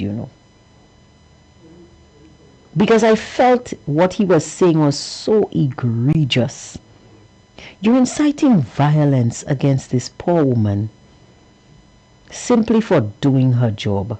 Why? And Mary Isaac would have been a minister at the time in her capacity, and she would have been there in her capacity as a minister of government. As a minister of government, yes. Of the present government. She didn't just come there. Yeah. And you see, those guys don't know. Those guys don't know protocol. Those guys don't know anything about governance. They're just there to see yellow and red. They don't know who's the governor general. They don't know who's the prime minister. They don't know who's an MP. They don't know the difference between an MP and a minister. Those guys don't know nothing about titles, how titles are earned, nothing. You cannot hear Yadi or Jaim speak intelligently on no subject, He's tell me, we queer program now, man, just do anything, just this lovely. Papi show. Man, in 2026, you have those fellas, you have that kind of language on the airwaves. Guys who doesn't have a clue about broadcasting, nothing. Because he was saying at the time, he broke a story, and I'm like, what story did you that story, I break a story. You don't just break a story. You have to have evidence. Your story has to be backed with facts. You have to know what you're talking about, and there are certain rules that you follow. Because you can find, journalism is one of the most sensitive. Journalism is not for the faint of heart, Foster. Every day you come to work as a journalist, you run the risk of the police carting you away for making a wrong statement, This is the only job. Well, those guys apparently they are not intimidated by that. This is the only job that doing your job can land you in jail, For doing your job, because somebody can simply say, once you cannot prove what you say, you're in trouble. You are in trouble.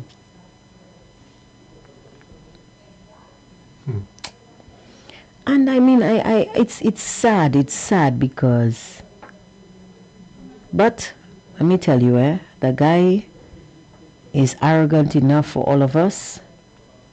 And like somebody who always calls the show likes to say, disobedient children must get a blow. So if this is what it's going to take, if this is what it's going to take, Foster, to bring St. Lucia back to some semblance of sanity, because let me tell you, then you should pursue this in the courts, and you should ensure that the law throws the entire book at this guy, because this is part 1 for NBC, and the next time I come here, I'm awaiting a response from the blokes. And then I will give them part 2. Part 2 will be the real stunner. Alright, so I gave you all the opportunity. It's 3 hours, you'll have not taken the opportunity. I'm listening. Anyway, Foster, it is our time. We're past our time. Guys, thank you so much for joining us here on Full Disclosure. Really, really sad state of affairs we found ourselves in St. Lucia. It's very sad. I can't believe this is happening. Well, not that I can't believe this is happening, but I thought in 2026 people had more sense. But then again, when you're dealing with a box of pastel crayons, you don't expect there to be many bright ones in the pack. Over to you, Foster. So thanks for tuning in, people. I hope that I gave you a full disclosure on that matter. But there are some things that I keep back. I want to, you don't always show your cards to Oli. Mm-hmm. So I held back 1 or 2 cards. I'm awaiting a response. You heard that I gave the gentleman an opportunity to call. My ears are close to the ground, and I'm going to be listening. Should they give me a reason to come back on the case again, I'm going to open a double page on them. Wow. And finish them off completely.